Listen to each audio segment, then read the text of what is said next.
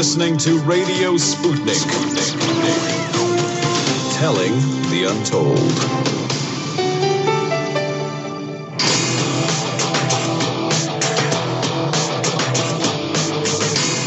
Fault lines. Live from across the divided states of America, it is time now for another edition of the most disruptive show covering news, politics, events, and more across our country as well as across the face of our increasingly fragmented globe. In the independent corner, I am your political analyst, Shane Stranahan. And in the left corner, I am the indefatigable, a burning ember in the darkness, your political analyst, Jamarl Thomas. And together we are Fault Lines with Thomas and Stranahan. All right, hope everybody is having a good morning. Let's get into the headlines here. First up in COVID news, at least 1,547 new coronavirus deaths and 92,603 new cases were reported in the United States on February 8th. I'm going to put it like this, Jamarl. That is the first time in a long time that we've had a less than six-digit new case day. In other words, it's consistently been 120,000, 150,000, whatever the number. It's been in that six-digit range. It's now a bit below that, 92,603. That means that over the past week, there has been an average of 111,190 cases per day. That's a decrease of 36% from the average 2 weeks earlier. This is, I pretty much am making this point every morning now, and you're often talking about it too. The numbers are going down. A couple of weeks ago, it was about 33% down from 2 weeks earlier. This last week, it was around 30% down overall from 2 weeks earlier. This week, it seems to be going up, which a very good sign. Very, very happy to see that. Any quick comment there, Jamarl? No, I'm just glad to see it going down. So, yeah, I agree. Absolutely. I mean, initially over the weekends, the number were, like for the last month or so, the weekends will be low, then go back up. But this seems consistently low. So it might be a turn of the worm of sorts. So that's a good thing. It just sort means of the biological hospitalizations, the vaccinations, and the people being more aware of it seem to have an effect. So let's just keep it moving. Let's just keep that up. All right. As of this morning, more than 27,136,900 people in the U.S. have been infected with the coronavirus, and just under 465,000 total have died from it.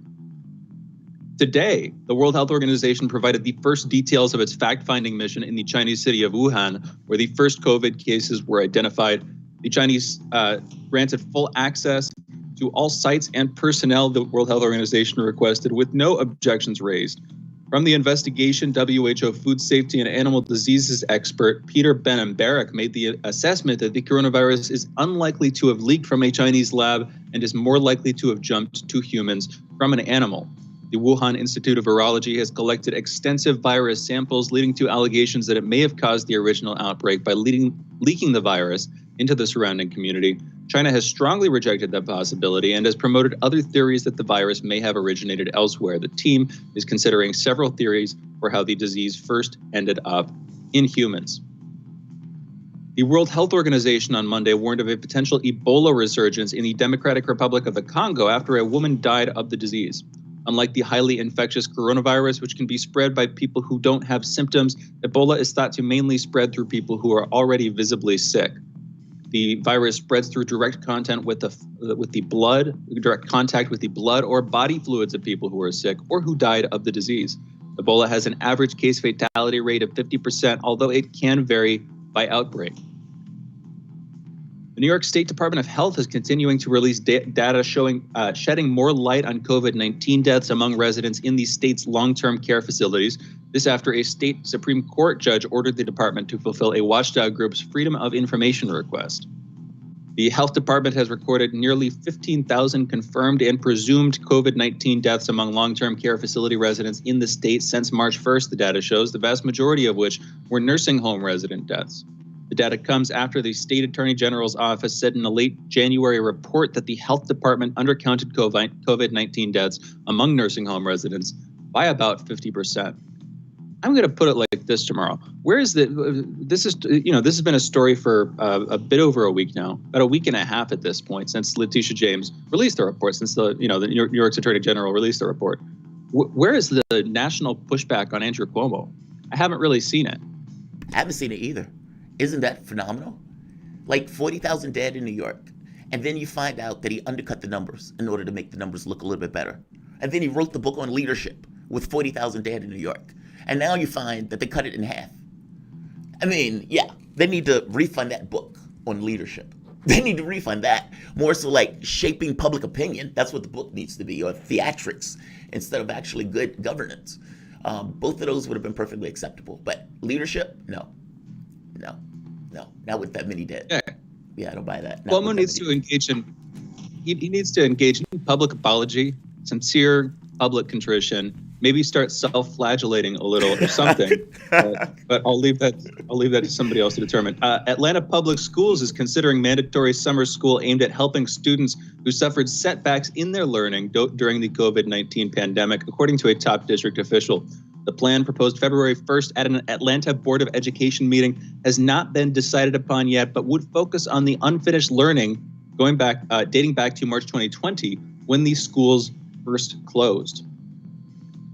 In national political news, Donald Trump is being tried in the Senate, with Democrats alleging he incited the riot by his supporters in the U.S. Capitol on the 6th of January. That would amount to insurrection by a president.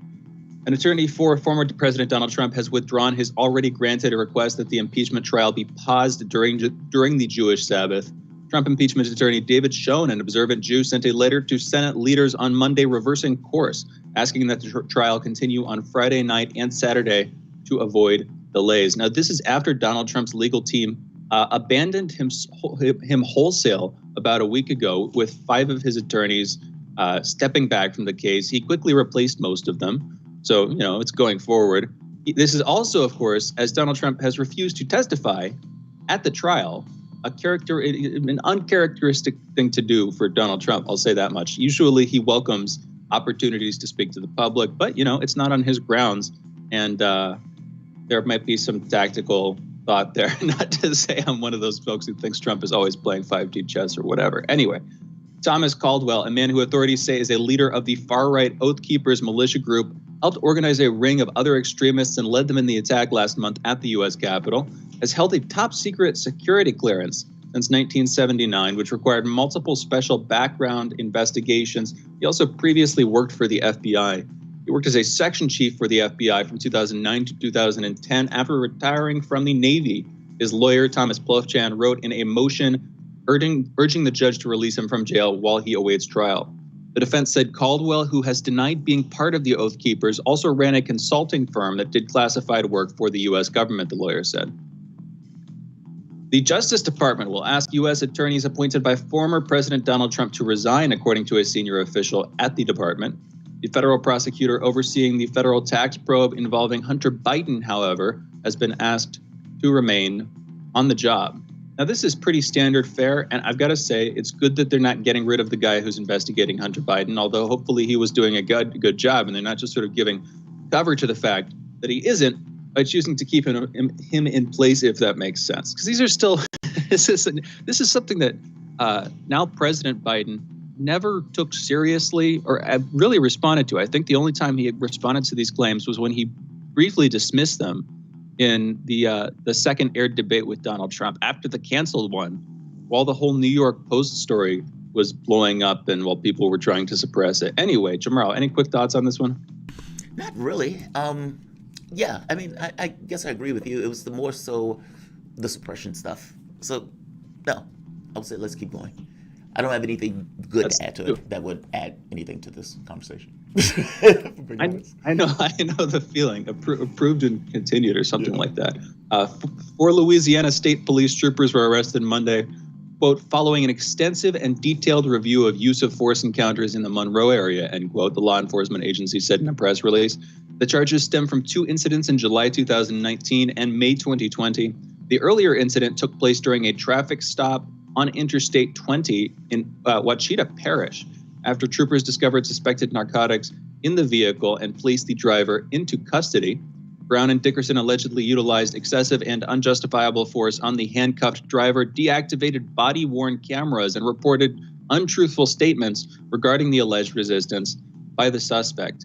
Getting rid of your body cam as a cop seems to be a pretty good sign that you're doing something you shouldn't be doing. And it would be, that is a large part of the point of a body cam. It's, I mean, there are other points to you're recording vital footage at the scene where if you were to catch a criminal and they got away, or you were in the process and the footage revealed something, that would also be useful. But, it's frankly there for oversight on the police themselves. And so when you turn it off. Well, and protection of the cops, by the way. Meaning if the cop, he grabbed my buttocks. Well, if it doesn't show it on the video, then the cop at the very least says, look, that never happened, it never happened. You know what I mean? It's like it is protection for the cops, providing the cops aren't doing something illegal. It's true. Absolutely true. Absolutely true. Which is, again, when you take it off, I mean, I'm chuckling, but the world is insane, and sometimes you just have to laugh. When you take it off, that's not a good thing to do as a police officer. Anyway, a hacker allegedly took control over a Florida water treatment facility's computer and attempted to tamper with the water supply. Pinellas County Sheriff Bob Galtieri, said at a news conference that the awful intrusion into the computer system at Oldsmar's water treatment plant took place Friday afternoon. I wonder how long it'll take for somebody to blame the Russians. I bet it's already happened about a dozen times in YouTube comments, and now it's just going to be a matter of somebody in the White House making those same claims, but I kid. The Indiana man who pleaded guilty to negligent homicide after his young granddaughter fell from an 11th story window of a cruise ship docked in Puerto Rico was sentenced Monday to 3 years probation. That sounds pretty rough. That sounds rough for everybody. Most of all the young granddaughter, but I can just imagine you lose your granddaughter and then you get charged for negligent homicide, but maybe you're a bad dude who deserved it because you actually were negligent and they died. I need to look into that story a bit more to have some more opinions on it. Pope Francis will meet with Iraq's top Shiite Muslim cleric Ali al-Sistani during a trip next month that will also include a pilgrimage to ancient Christian communities that were emptied and devastated in battles with the Islamic State group. The Vatican on Monday released the itinerary of Francis's March 5th through 8th visit to Iraq, his first foreign trip since being grounded for 16 months due to the coronavirus pandemic. The 84-year-old pontiff, who has been vaccinated against COVID-19, apparently intends to go ahead with the trip despite the pandemic and lingering security concerns. Francis's main reason for making the first ever papal trip to Iraq is to encourage the country's Christians who faced decades of discrimination by Iraq's Muslims before being persecuted by the Islamic State group starting in 2014. Francis had intended to visit Iraq that year, as did St. John Paul II in 2000, but both had to call off their trips due to security concerns. In North Korea has maintained and developed, quote unquote, its nuclear and ballistic missile programs in 2020 in violation of international sanctions. This is according to a summary and parts of a UN expert panel report. The report summary said North Korea, quote, produced fissile material, maintained nuclear facilities, and upgraded its ballistic missile infrastructure, end quote. But, we mostly knew that. We pretty much were aware of that already. That's been going on. Colombia is to give protected status to almost 1 million undocumented Venezuelan migrant residents in the country. President Ivan Duque said that protection will last 10 years and will allow them to normalize into life in Colombia, Mr. Duque added. A 275-foot Japanese submarine collided with a commercial ship on Monday, about 31 miles off the coast of the southwestern part of the country. Japan's defense ministry said that the crew on board the Soryu-class submarine spotted the ship through its scope. It tried to avoid the ship, but was unsuccessful. Nikkei Asia reported that the collision damaged the submarine's communication system and did not damage the commercial ship.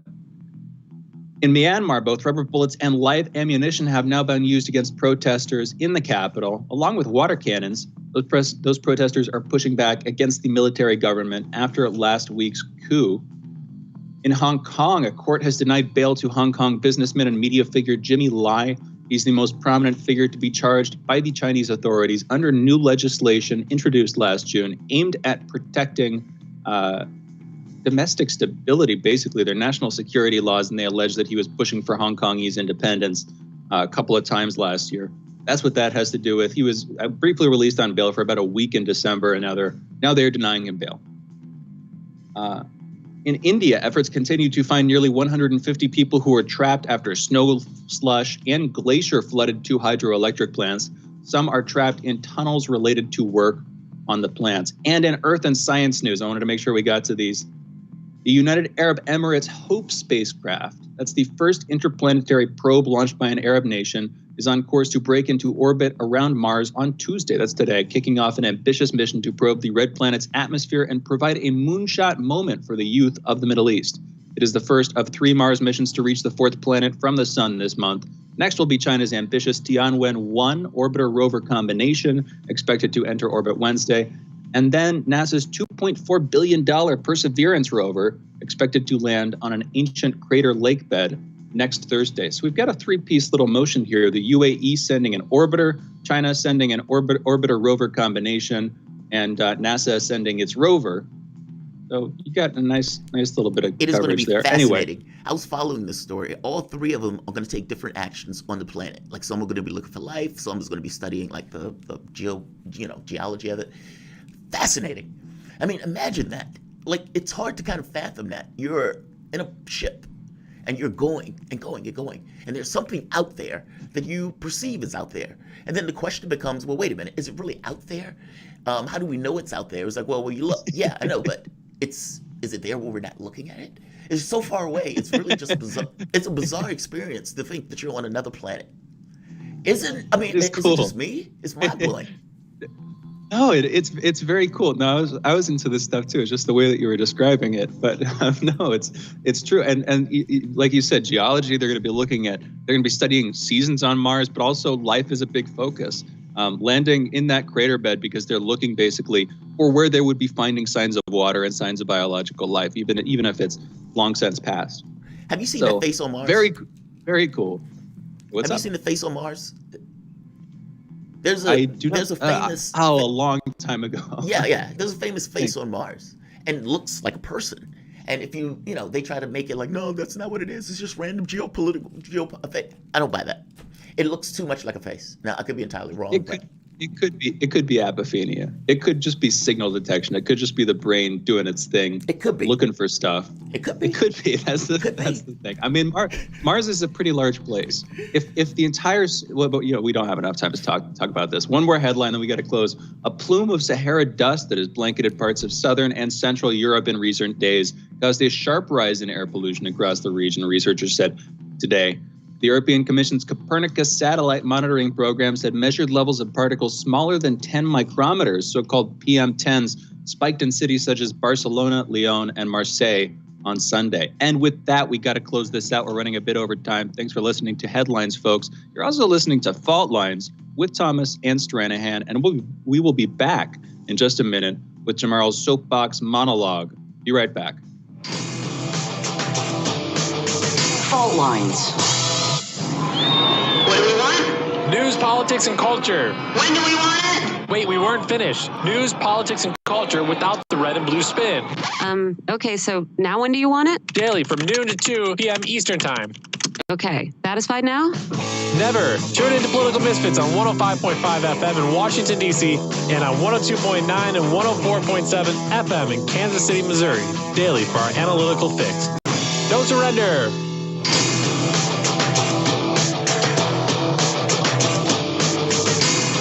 Fault Lines. Welcome back to Fault Lines on Radio Sputnik. My name is Jamarl Thomas. I'm joined by my co-host Shane Stranahan, coming to you live out of our station in Washington, D.C. If you guys live in the area, you can catch us on radio at 105.5 FM and 1390 AM. We're also in Kansas City at 102.9 FM and 104.7 FM.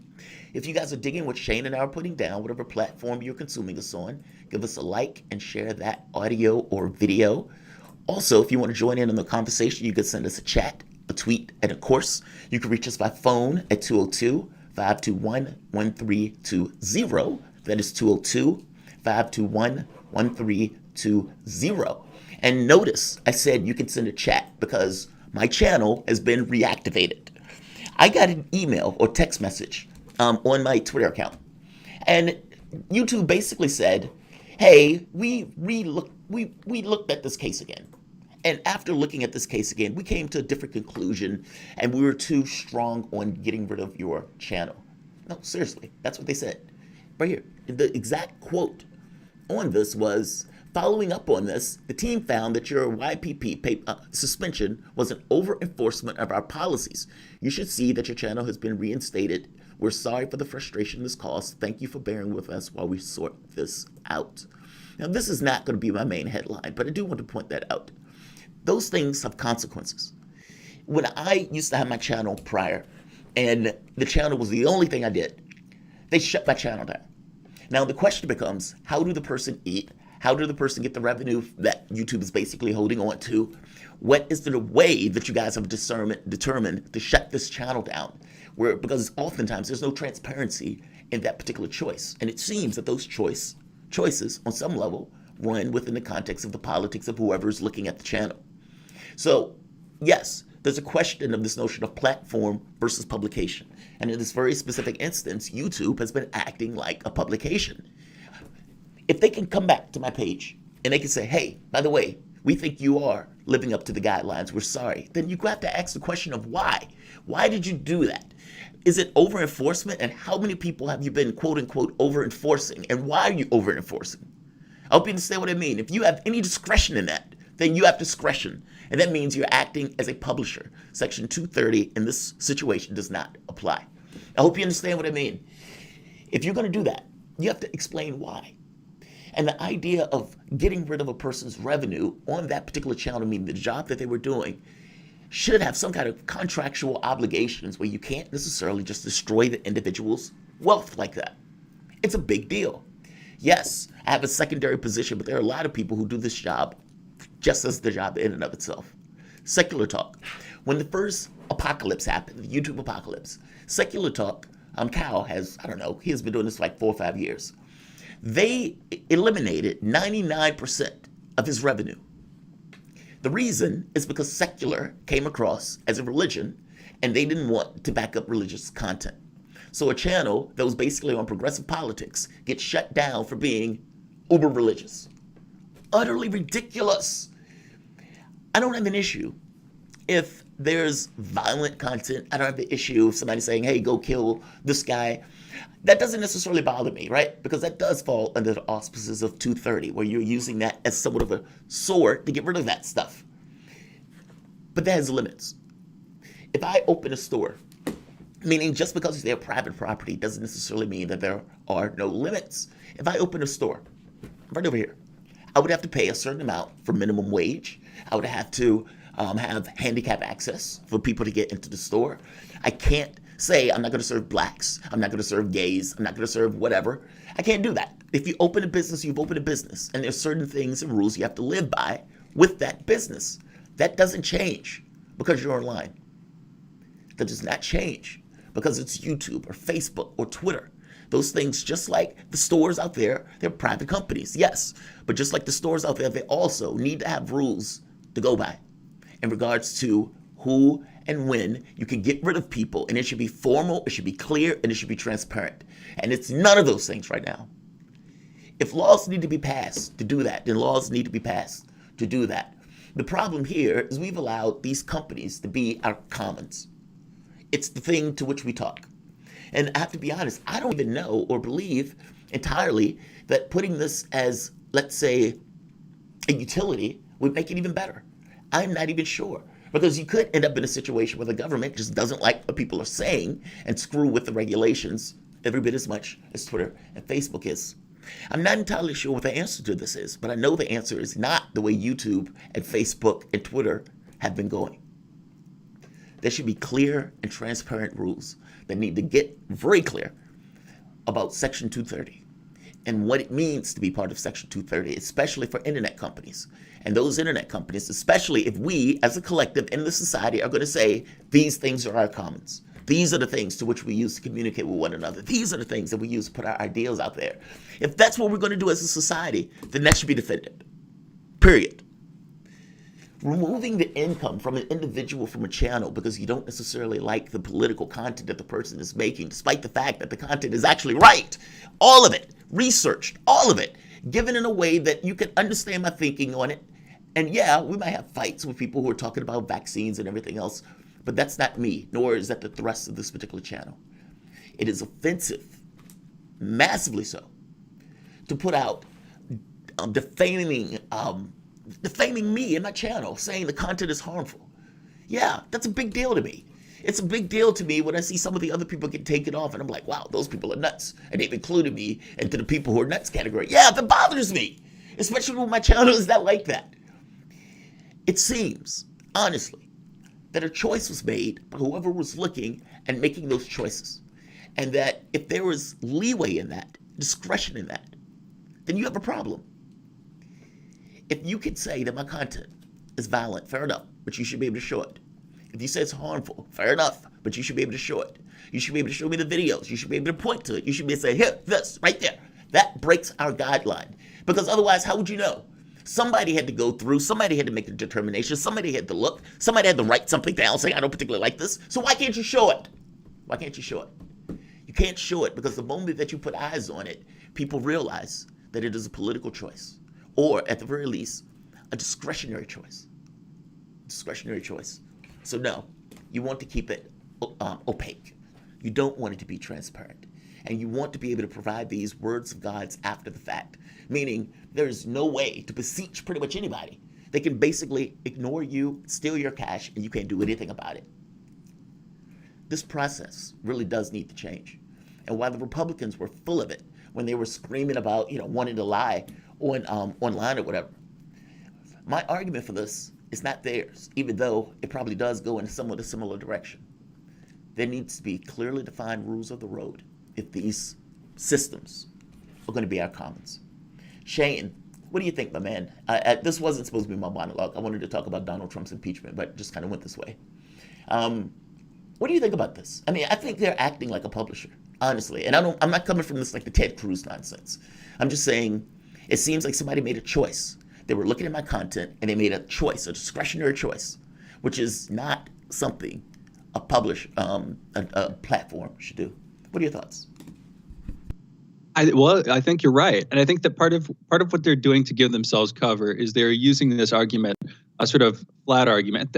Just first of all, that's great to hear, and congratulations, and it's really really good to have you back over on YouTube. I mean, not that you were suppressed, but it's glad to have you back, able to do what you were doing, able to make money the way you were planning on making it, able to sort of keep that side career going, that kind of thing.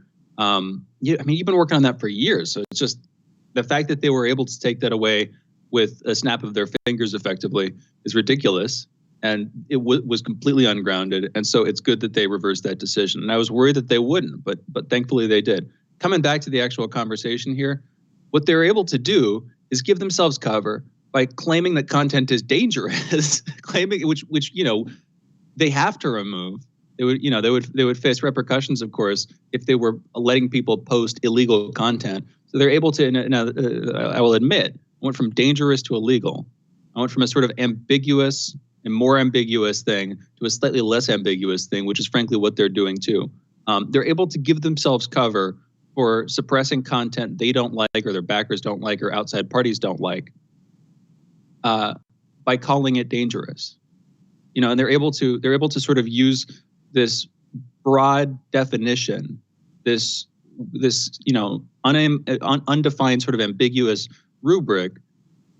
They're able to use that in order to suppress content and in order to act as a publisher. I might be focusing on this a little bit too much, but when it comes to Section 230, that's the crucial difference. There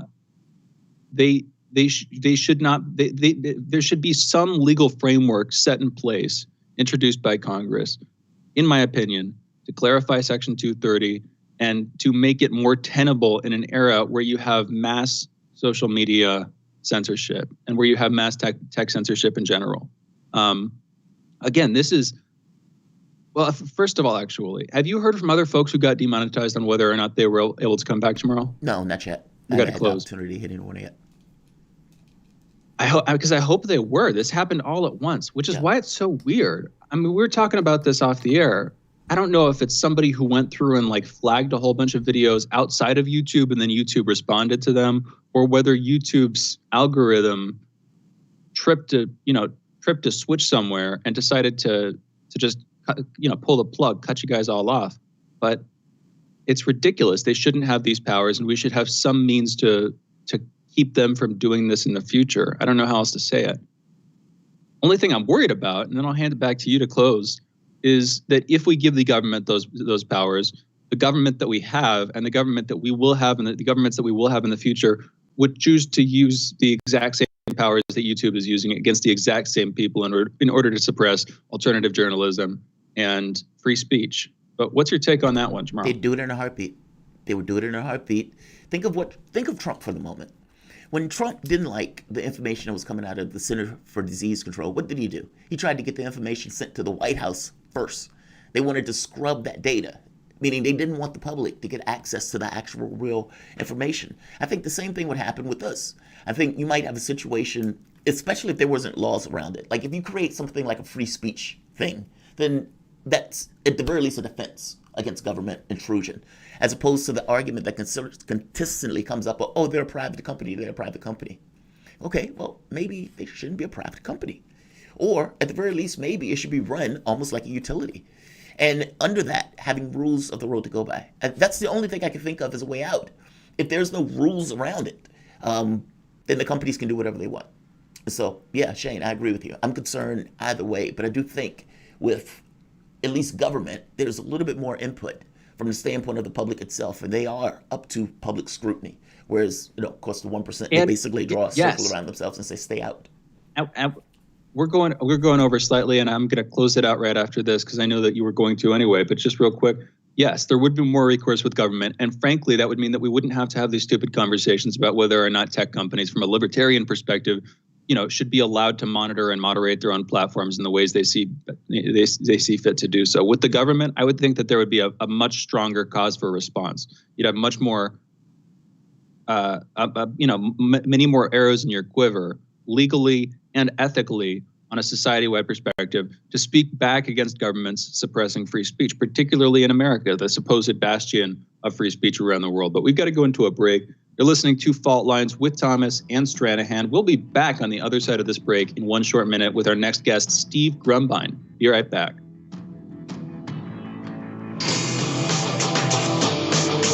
Fault Lines. You're listening to Radio Sputnik. Great shot.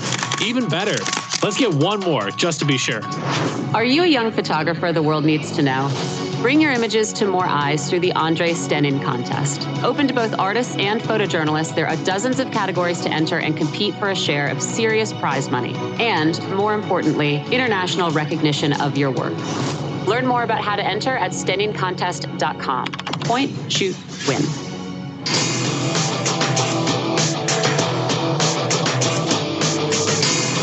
Fault Lines. Welcome back to Fault Lines on Radio Sputnik. My name is Jamarl Thomas. I'm joined by my co-host Shane Stranahan, coming to you live out of our station in Washington, D.C. Right now, basically the fight is taking place on whether to impeach Donald Trump. But there's another fight that's taking place that's just as important, at least to us. In fact, not just important, infinitely more important than what is taking place right now in regards to Trump. There's a fight over whether to raise the minimum wage. Now, right now, the minimum wage is $7.25 an hour, and under the Biden stimulus plan, they're trying to raise that to $15 an hour. Now, the House has done it. Now, the plan is to use budget reconciliation to pull this off, and the House, like I said, have done it. The question becomes the Senate. Joe Biden most likely will sign this because this was something that Joe Biden ran on. So whether or not Sanders, at the top of the Senate Budget Committee, can shepherd this through using budget reconciliation. And that's the interesting question. Will it work? Keep in mind, before COVID hit, 42% of the public was only making $18,000 a year. And if we were talking about wages keeping up with productivity, that number will be over $20 an hour. So 15 is modest to call it that way. So the CBO did an estimate. And the CBO's estimate, I would say conservative, makes the point that it's going to cost $54 billion over 10 years, and it's going to gradually increase the minimum wage $15 an hour. But they also make the point that it would cost 1.4 million jobs. This is often overstated, and I have all sorts of research to make that point. But before we get into the research to talk about it, let's bring on Steve Grumbine. Steve Grumbine is a good friend of the show. He's a political, economic, and social justice activist, founder of Real Progressives and Real Progress in Action, a 501c3 and 501c4, respectively dedicated to education and advocacy for modern monetary theory. Steve, what's on, man? How you doing? Man, I'm doing good, man. I'm sorry to hear you've been demonetized. I saw that. I was really upset. So Yeah, I was really upset too. Because look, if I do something wrong, like if I put something up, fair enough. Like if I made a mistake once and put up a video, it wasn't intentional. I just got it wrong. The other people were calling it something else, and I got it wrong, and they shut it down for like a week. Okay, fair enough. I don't like it. I think it's aggravating. I don't think you should do it, but at the very least, I kind of get it. But when it's nothing, oh man, I was apoplectic over that because there's nothing in my content that's harmful. And so to kind of defame me in that way was a big, big deal. But let's get on to the economics of this, because I'm actually pretty excited for this. Joe Biden campaigned on $50 an hour, and he seems to be willing to do it. Now, the House Democrats basically put it in the bill, the stimulus package, and it passed the House. So now it goes to the Senate for budget reconciliation, and that's where the question comes in. Issues of pay-go, issues of whether or not this directly affects the budget enough, all of those type of things come into play. The thing I want to get to, though, is the effects of this and the way that they've overstated the negative effects. So there's research here, right here. Wolfson, Paul J., and Bellman Dale, 15 years research on U.S. employment and minimum wage. They're basically making the argument that the effect on unemployment is negligible, while the impact is substantial. I mean, and even the New York Times makes the point, or these guys make the point, that 27 million low-wage workers would get a raise. So how do you look at this, Steve, when you're looking at this, especially from your point of view? I mean, this just seems like right policy, especially if you want to get people out of poverty. Yeah, I look at this as $15 an hour is better than $8 an hour, but it is definitely not great. I mean, if you were looking at keeping up with inflation going way back, you'd be looking at minimum of $23 an hour, and some estimates talk about even over $30 an hour. So, this is, a good thing because clearly people will have more, income to make life decisions with. The question is it enough? And do we go back to sleep because we patted ourselves on the back as we bumped it up to $15 an hour? Now, the economic impact is a little different because you think about, people say, well, that business now, they got this extra weight on their shoulders by having to pay these people a living wage. And, my perspective is if you can't afford to pay a living wage, you don't deserve to be in business. Exactly. Man, that's so right. That's so right. Because it's like, if you got to open a business, you should be it should be sustainable. Like, it's like, well, I can make this business work if I pay kids $2 an hour. Well, maybe that business shouldn't work that way. Exactly. I would go so far as to say that it's not just in the benefit of the employee, though, that this raise has happened, because the local community where that individual resides, he now has the money to take his staying in the mail form here. Anyone has the ability now to take their significant other or their family or whatever out to dinner, or maybe they order through, the DoorDash or whatever. But the fact is that people have some disposable income, or they're getting closer to being able to pay their bills. And that's more money in the local community. So there's local businesses that are complaining about having to pay their employee $15 an hour. Well, they get somebody else's $15 an hour employee coming to their business to patronize them. So this is a net win for everyone, albeit not nearly as big a win as it should be. And it should be no sweat off the government's back unless it's going to subsidize those wages, really. This is more a matter of making sure that the economy itself has enough lubricant in it to stay afloat. And, hats off to the Biden administration for doing something right, but it's still not anywhere near enough. And there's plenty of other economic points he's made that, in my opinion, kind of counter this, just simply with his resistance on survival payments alone. But just moving on from there, I think that it's easy to get sucked into this because it's better than we've seen. But I think there's other counteracting steps Biden's taken that kind of offset this in the negative way, unfortunately.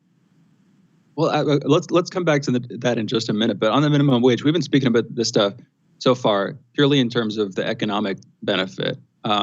I mean, there is of course the implicit human benefit, which is that if you have a livable wage, if you're making relative to say 1965 or 1970, when wage stagnation was still new or had barely begun, hadn't really begun at that point, you would be able to support a family usually on one income. And then we went through this 50-year arc where it went from one income to two incomes in the household, to people going into debt, taking on credit, to now being seriously in debt.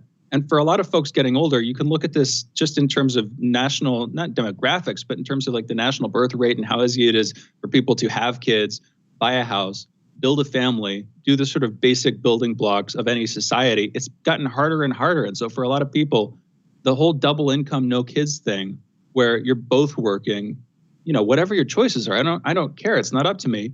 But I think a lot of people are in that position because they don't feel that they have a choice. Because in their eyes, raising kids and giving them a good life has gotten more and more expensive. And this is, again, after about 50 years, more than a generation now of long-run wage stagnation. How do you think coming back to Biden's other economic policy, some of the other stuff that you're a little bit more skeptical of or pessimistic about, how do you think that is going to affect what we're talking about here, this long-run economic stagnation for the individual, for the family, in society? What's your take on that, Steve? So if you look at the United States, we look back in the 70s and 80s, and a lot of the boomers, if you will, paid next to nothing for college, for example. I mean, literally next to nothing. And throughout, our domestic economy, you see people had, I don't want to say an easier life, but they didn't have to work as long. I mean, I just talk anecdotally about my own family. When my father got off at 3:30 in the afternoon, he drove home an hour from work. It was 4:30. He quickly changed into his athletic shorts and his team jersey and put his ball cap on and took us down to the field, and we played baseball, and he coached our team, and he had time to do that. And those things are a luxury now. Most families, the father or mother doesn't get to coach the kids' team because they're stretched to the end. And, with COVID, obviously the team is not as great of a analogy in some respects, but you can see throughout time that as neoliberalism eats into the public purpose, the public space, it takes away from families' ability to do these nice extra things that make a person whole.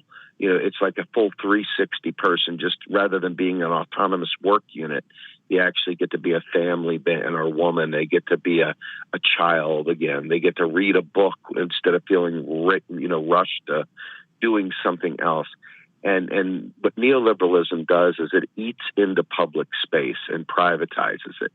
And you can see that every time neoliberalism starts to choke on, dryness because the economy is tightening up, they end up privatizing some other part of the public space. And this race to the bottom, this perpetual privatization scheme, is what makes the two-family income, two incomes in the family, a requirement. It's the type of thing that's adding to, having to take on private debt to maintain a lifestyle you had 10 years ago today. It's all those things as you watch things that you once took for granted. You had a pension, you had 30 years at a job. Now you're lucky if you get a contract job for a year or 6 months. So stability has been wiped out. Instability has been put in. Precarity is part of the recipe for this scenario. And so when Biden doesn't give enough money for people to do these things, these other programs where he says, hey, I'll give you $10,000 off when your student debt, instead of eradicating that student debt, really what you're doing is you're saying, hey, look, I did this thing, but this thing doesn't have substantive impact on people's lives. It's good on paper, but $10,000 over 20 years when your student loans are $100,000 is nothing. It's absolutely nothing. But it sounds good. It looks good in the copy in the newspaper. So I think that you've got a lot of fluffy, anecdotal type things, and you've got people who are living real lives that have to do something else beyond just go to their 9-to-5 job to make life bearable, to make it what it was 10 years ago. And people are still trying to strive for that, but we keep getting reduced and reduced and reduced. And I think that's what you're going to see. I think you're going to see a lot more of that, unfortunately. I'm hoping. I mean, my fingers are crossed. I want Biden to be successful in our way. If he's successful, I will be cheering from the rooftops. But everything that I've seen so far has indicated that he's going to check a lot of boxes, and the people on the other end are not going to receive a lot of benefits. And I think people are underestimating the net effect of this 40, 50-year neoliberal curse that we as the United States are now exporting around the world, because we are looking to open markets up because markets have dried. So they keep opening new markets by privatizing the UK, by privatizing Australia, by privatizing. No, Steve, we need to go into a break. A point completely taken and agreed. And just to sum up, and we'll be back with you in just a minute, it sounds like you're saying Biden's economic policies are marginal improvements in some spheres, but what you're worried about is they're going to be taken, they're pretending to be real fixes for deeper problems. They're going to be taken by the media as real fixes for deeper problems, and we're not actually going to focus on solving those problems. I believe that's what you were saying. We'll be back in a minute, and you can confirm or deny or revise. We're joined by Steve Grumbine, political, economic, and social justice activist and founder of Real Progressives and Real Progress in Action. You're listening to Fault Lines with Thomas and Stranahan. We'll be back with Steve in just a minute.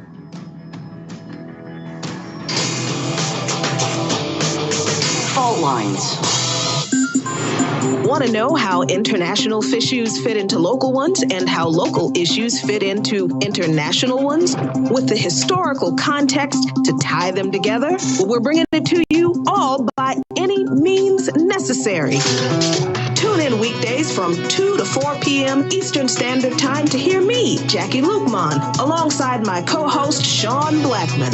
By any means necessary, your guide to connecting the social, political, and economic movements shaping the world around us.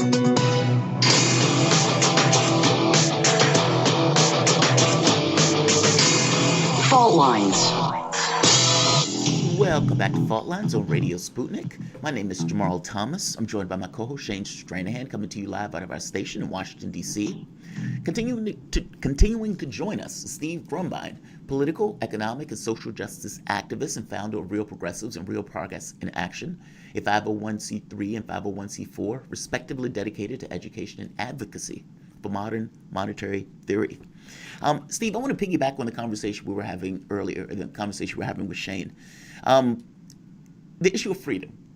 You made the point about how when people were younger, in the 60s or whatever, they could basically work a job, and then the wife could stay at home and send the kids to school and everything else. And as we start privatizing all of these things, well, that burden went to the person. That burden went to the individual. And it got so typical, so normal, because people were born into it, they just thought that was normal, even though it was not normal, nor was it in their best interest. I want to get to this topic of freedom. There is no corporeal point to our existence, right? I mean, we don't necessarily know. And so it is utterly bizarre that we take the opportunity, we use this life to toil away, to give resources to other people. That is so bizarre to me. We should organize our society in a way, even our job space, that allows a certain degree of freedom. And even if you got health and school, just those two items would be greatly beneficial to eliminating much of the poverty at the bottom that neoliberalism has basically instantiated. How do we pay for it? It's the question that they always ask. It's like, hey, how do we pay for that jobs program? How do we pay for this $15 minimum wage? How do we pay for it, Steve? Is it so out of the realm of possibility for the government itself, or is it possible to have a lifestyle like that, have a government that supports a lifestyle like that? What do you think? I know you're in a modern monetary theory, so you should have a really interesting explanation for this that I think is important. Government space was eliminated and it was privatized. Well, clearly at one point in time we were able to do it, right? There's a lot of things that we can do right here, right now, that would radically change the lives of every American, and it would take no effort whatsoever. The only effort it would really take is the political will and the votes to pass it. Our nation, like many nations, Russia, Japan, Australia, the UK, China, all these nations have what is known as monetary sovereignty, or they are the currency issuer. And they have the ability to absorb shocks and whatever happens in the economy. And they have the ability to spend money into existence. And not just the ability, this is how they do it. They all spend money into existence. That's what keeps the economy going. And to take the edge off an overheating economy, they have the ability to raise taxes. That is the way they offset inflation. That is the way they make people socially engineer the goods and the bads in society.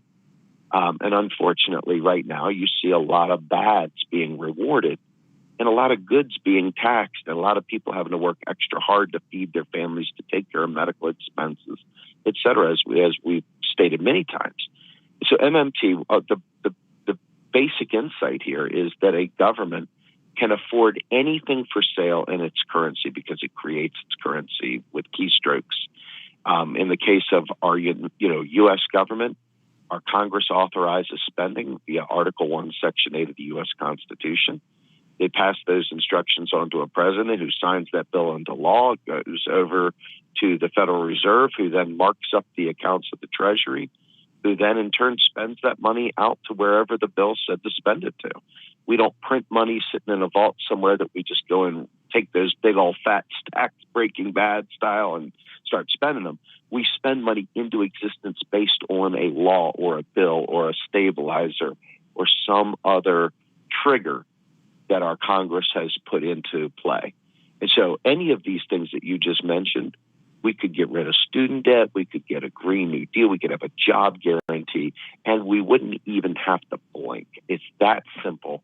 And I don't mean to make it sound like it's that easy. The hard part is that we've got a neoliberal leadership that wants Wall Street to win. And you see the way they handled just the GameStop stock. So ultimately, our leadership wants capital to win. And it wants regular people to have to be in precarity so that they can keep feeding the capital game. And you made a great point of organizing society, organizing workplaces.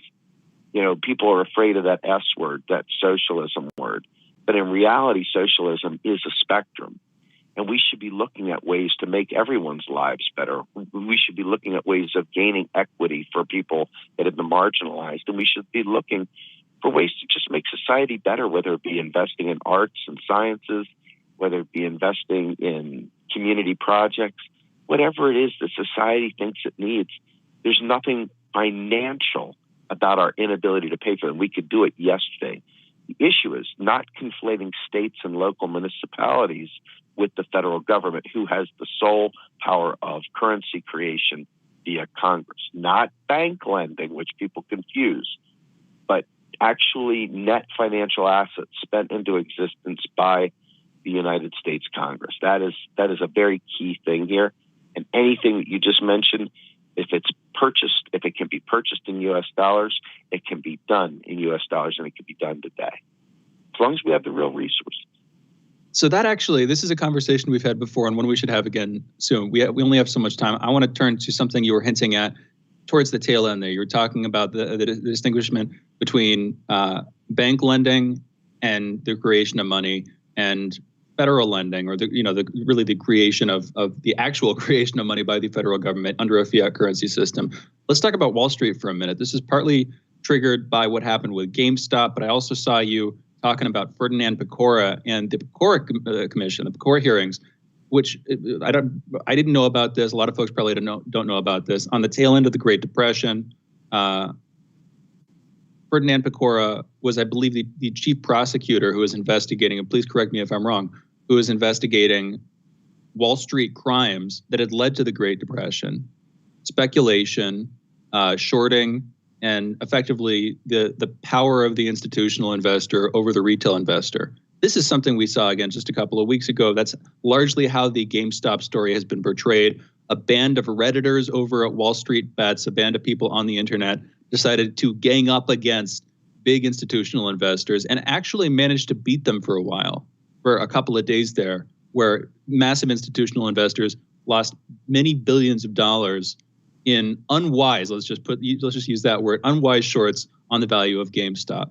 But this also led to a lot of folks at the time talking about the sort of hiding in plain sight problems we have on Wall Street, in the sense that after 2008 and 2009, after the last financial collapse, the last big one, nothing really got done. The banks got bailed out. Nobody actually solved the underlying problem. And so there's this sort of pent up need to actually address the deeper problems on Wall Street. Can you tell us a little bit about Ferdinand Pecora, just briefly, as well as what a Pecora of 2021 or 2022 might look like? What would they be focused on solving? And do you see them actually coming into existence? Do you see us trying to solve those problems today, Steve?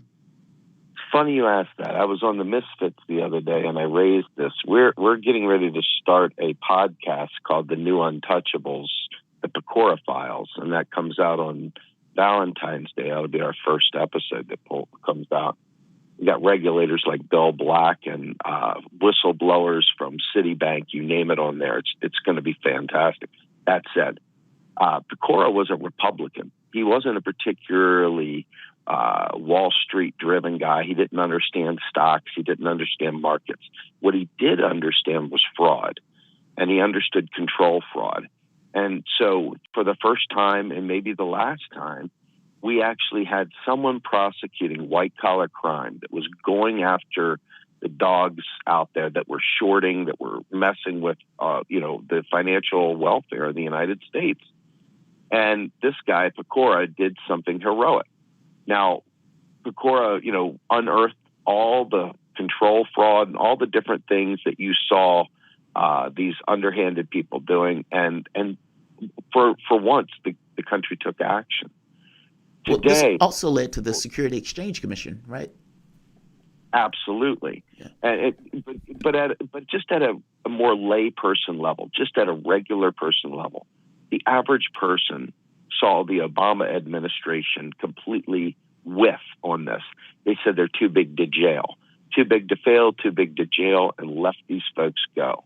In fact, Robert Rubin's of the world and the Jamie Dimons of the world and so many other criminals keep resurfacing, not only in our government, but they keep resurfacing at other Wall Street ventures. So these people have been committing fraud forever. This is a recipe. Our entire banking system is predicated on fraud, unfortunately. Not to say that our banking system is bad. It's to say that we need a Glass-Steagall, a modern-day regulatory piece of legislation that will stop the speculative behavior. In fact, I think we should make shorting illegal. I think shorting brings about the worst behaviors in business. And I think that it's vital that we have a Pecora hearing, but it's going to require us telling the public that this is even possible. You raised the great point earlier. People are growing up in a neoliberal era, and they have no idea that it can be any different. Well, people have never heard of anybody actually prosecuting Wall Street. Yeah, if you were born and raised and die, during that entire time, your life had been just in this kind of neoliberal politics. If you were in the previous generation, it wouldn't have been true. But just by growing up in it, it warps your mind, man. It's like if you drop somebody in the middle of, I don't know, Timbuktu, they're going to act or function like that, especially if it's like that every day of their life. And so it's like in our particular case, we have this really bizarre, it's very strange. That's all. I'm sorry, Steve, please continue. No, you nailed it. And I think I'm hoping that this podcast helps educate people. We've got Patrick Lovell, we've got Eric Vaughn, two of the greatest Hollywood bangers out there they're investigative. I feel like, there's very few people out there better than Jordan when it comes to unearthing stuff. These guys have really unearthed. They went further than The Big Short. And I'm hoping that this podcast will draw out those characters, draw out the control fraud that's going on underneath, show the structural problem. Well, we have over 2,000. Wait, Steve, we're about out of time, and I want to make sure we get this in. You said this is coming out Valentine's Day. That's this Sunday. Before we go, where can people find that? Where can people find the New Untouchables? Thank you. It's going to be on our website, www.realprogressives.org. Under media, you'll be able to find the New Untouchables there.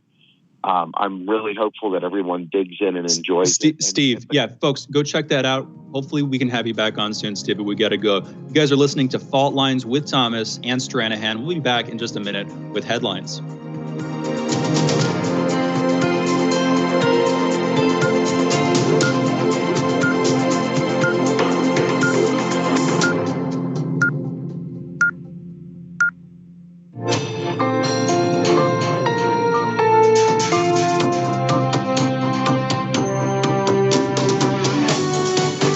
Listening to Radio Sputnik.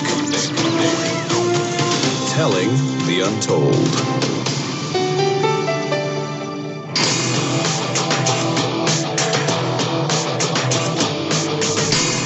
Fault lines. Live from the divided states of America, welcome to your daily inoculation for propaganda. In the left corner, I am the indefatigable, the ever-vigilant, the last antibody to a sick and seizing political system. Your political analyst, Jamarl Thomas. And in the independent corner, I am your political analyst, Shane Stranahan. And that means you are listening to Fault Lines with Thomas and Stranahan. All right, let's get to the headlines. Great conversation with Steve Grumbine. Thank you for coming on, Steve. Always good to have that talk on economics and the possibilities of this country. It's always hopeful, I'll put it that way, as opposed to some of the dark stuff. All right, so let's get to the headlines. In the news, at least 1,547 new coronavirus deaths and 92,603 new cases were reported in the United States on February 8th. Over the past week, there's been an average of 111,190 cases per day, a decrease of 36% from the average 2 weeks earlier. As of Tuesday morning, more than 27,136,900 people in the United States have been infected with the coronavirus, and just 465,000 have died. That is trending lower, just to point out. Today, the World Health Organization provided the first details of its fact-finding mission in the Chinese city of Wuhan, where the first coronavirus cases were identified. The Chinese granted full access to all sites and personnel the World Health Organization requested with no objections raised. From the investigation, the World Health Organization food safety and animal disease expert Peter Ben Imbrek made the assessment that the coronavirus is unlikely to have leaked from a Chinese lab and is more likely to have jumped to humans from an animal. The Wuhan Institute of Virology has collected extensive viral samples, leading to the allegation that it may have caused the original outbreak by leaking the virus into the surrounding community. China has strongly rejected that possibility and promoted other theories that the virus may have originated elsewhere. The team is considering several theories for how the disease first ended up in humans.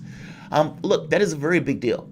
I mean, this channel, at the very least, I made the point that there was no reason to believe that it jumped or came from a lab. Was it possible? Yes. Was there any evidence of it? Not really. And people were looking at the virus saying, oh, the virus is weird, so they might have just constructed it. There was nothing to base that on. Donald Trump even picks up on that and called it the China virus and all this other nonsense. No, the reality of it is viruses happen. And in this case, it seemed to have jumped from an animal species to another animal species, meaning us. The World Health Organization on Monday warned of potential Ebola virus resurgence in the Democratic Republic of Congo after a woman died of the disease. Unlike the highly infectious coronavirus, which can be spread by people who didn't have symptoms, Ebola is thought to mainly spread through people who are already visibly sick. The virus spreads through direct contact with blood or other body fluids of people who are sick or died of the disease. Ebola has an average case fatality rate of 50%, though it can vary by outbreak. Jesus Christ, 50% death rate. The New York State Department of Health is continuing to release data shedding more light on the COVID-19 deaths among the residents in the state long-term care facilities after a state Supreme Court judge ordered the department to fulfill a watchdog group's Freedom of Information request. The health department has recorded nearly 15,000 confirmed and presumed COVID deaths among long-term care facility residents in the state since March 1st, the data shows. The vast majority of which were nursing home resident deaths. The data comes after the state attorney general's office said in late January report that the health department undercounted COVID deaths among nursing home residents by about 50%. That is extraordinary. And we talked about this earlier, Shane. Imagine if this was Trump. And Donald Trump tried to say, we only had this many deaths. And research found that he undercut it by half. What would people say? What would people say? And yet Cuomo can do this, and he could come out writing a book on leadership. He could come out and attack Trump. He could come out talking about how great he did, how awesome he sleeps at night on his pillow. And despite the fact he can completely ignore that he shut down the state early, he prevented people or the hospitals or the nursing homes from actually taking information or taking tests to ensure who had COVID or who didn't. I mean, put that through mandate and even protected those places from litigation by putting a measure in one of his bills. I mean, this is extraordinary that Cuomo is getting credit for doing a good job in New York. Shane, what do you think about this? I think this is unhinged. I mean, he has multiple deaths. It's like 50% more deaths in that state from the standpoint of those nursing homes. And it seems like he artificially kept that number low. That is a big, big deal. It's insane. Yes. The fact that, and again, let's contrast this with quite a bit less than a year ago, about 6 months ago, late last summer, where he was being feted, greeted widely by the media, given an Emmy, celebrated across the nation as the best governor handling this stuff, the most responsible, doing regular press briefings, and widely celebrated as a democratic exemplar of how you're supposed to handle a crisis like this. And to just contrast that with the lies.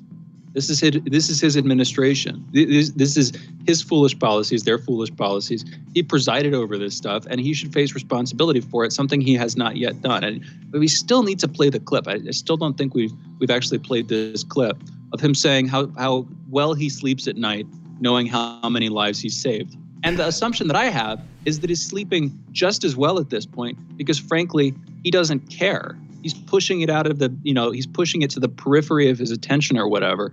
But that's not good leadership. That's terrible leadership. That's the exact opposite of what you should do as a leader. Again, if you look at the people who suffered here, is people who admittedly were nearing the ends of their lives anyway, people who'd been around for a while, but also people who should have been protected the most because they were the most susceptible, and they were not protected nearly as well as they should have been, clearly. Yeah. So it's ridiculous, Jamarl. Yeah, 42%, if I'm not mistaken, 42% of the people that died represented 0.6% of society. And those were basically people in nursing homes. The older residents, the nurses, the doctors, the staff, the janitors, et cetera. Those people were being affected by it at a much, much higher rate than the regular or outside of the population.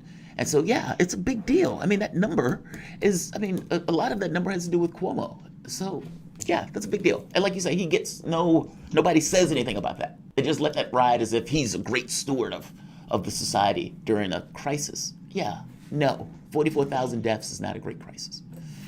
Atlanta Public Schools is not a great leader.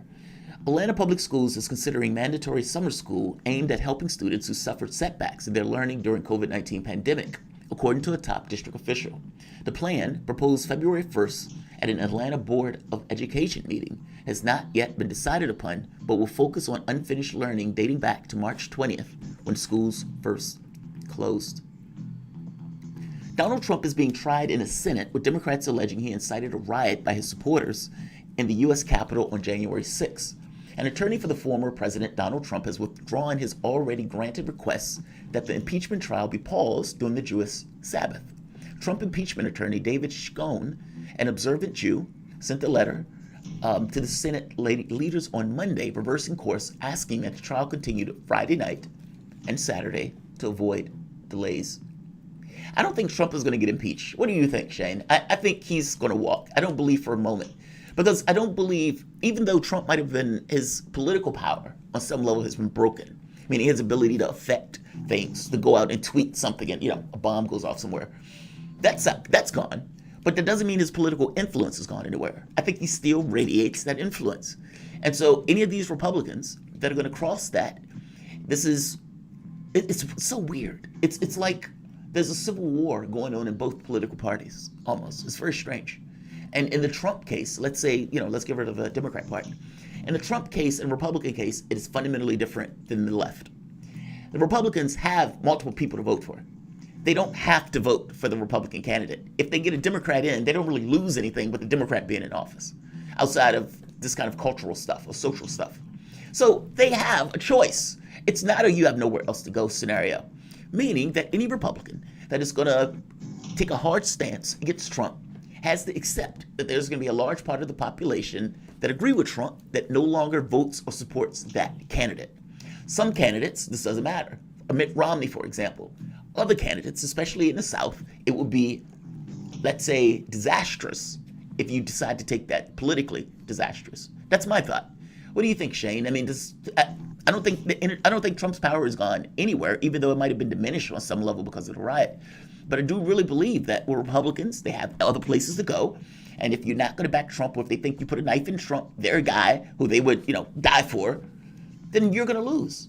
And so I think they know that. Or at the very least, they know they're going to lose support, and which I think will limit the number of people that would vote to convict, which means I don't think he's going to get convicted in the Senate. What do you think? I think it's a little bit more mixed. I think that the fact that he can't push back on them for not backing him up publicly on Twitter because he's not on the platform anymore, the fact that he doesn't really have a platform that he can use to get his perspective out on this stuff means that the pushback that they would get from their base is going to be a lot more limited than it would have been if he'd been talking throughout this whole process, if he'd been available for public comment and frequently making public comment throughout this whole process. So, compared to the last impeachment trial, we already have seen more Republicans coming out to shut down the vote to prevent this from going forward. I think the first time it was just Mitt Romney, and then you've seen, 5 others, including Lisa Murkowski, Ben Sasse, other prominent Republicans coming out to vote against that vote to stop the vote on this. So you've already seen it. We're going to see that continue, but I don't think it's going to be enough to actually impeach him. But back to you, Jamarl. I don't either. It's funny. Pence and McConnell were so angry at Trump. Reading the behind the scenes stuff, they were so angry because they felt like, from their standpoint, he threw them under the bus. That basically people were there talking about they were trying to find Pence. And on top of trying to find Pence, McConnell looked at this as, just entirely jumping the shark.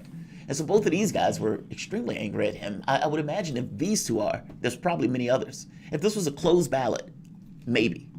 Like if you didn't know who voted for who, maybe.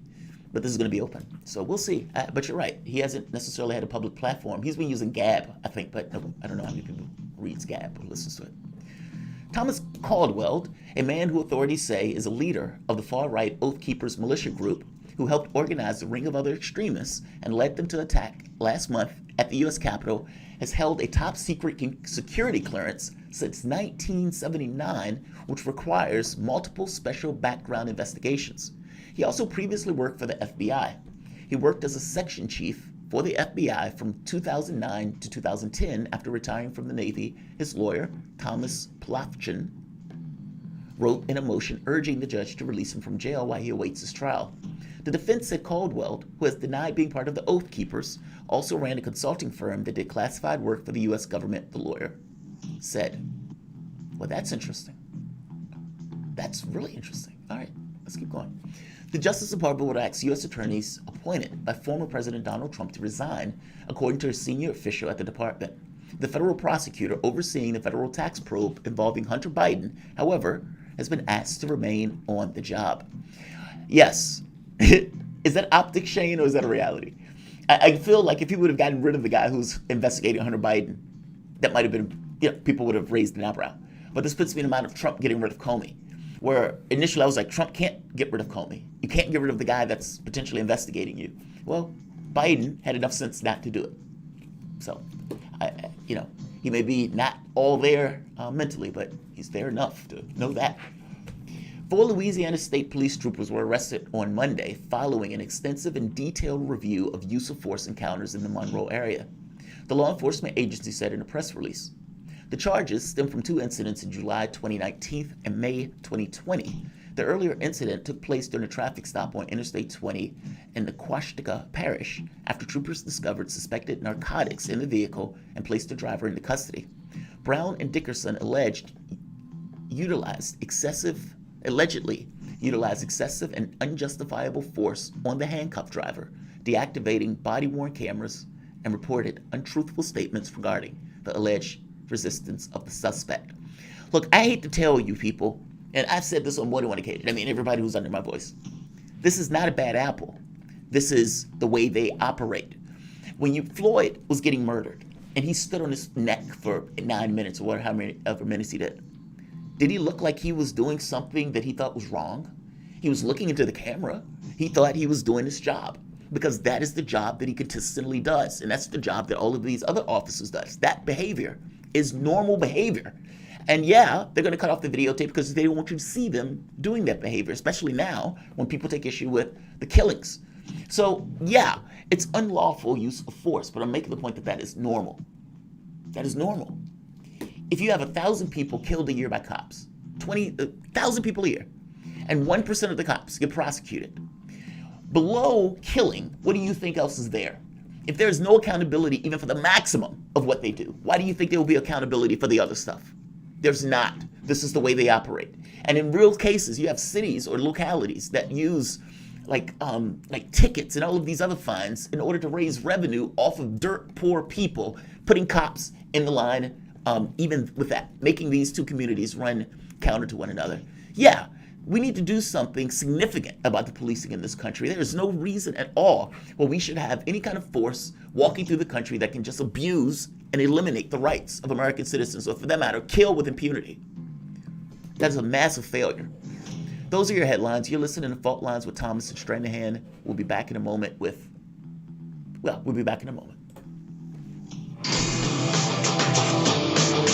Fault Lines. Want to talk? Get in touch with us at radio@sputniknews.com. Epidemics and pandemics could kill millions of people, and they actually did. Centuries ago, deadly outbreaks called the Black Death, the Plague of Justinian, and the Spanish flu ravaged countries, empires, and whole continents. Some of these diseases are still present around the globe. Others have become a thing of the past. Discover how these ancient and not so distant outbreaks from previous centuries differ from modern-day SARS, MERS, and coronavirus pandemics.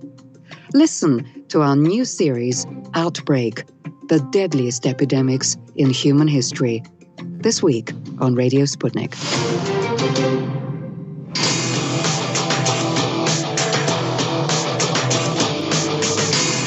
Fault Lines.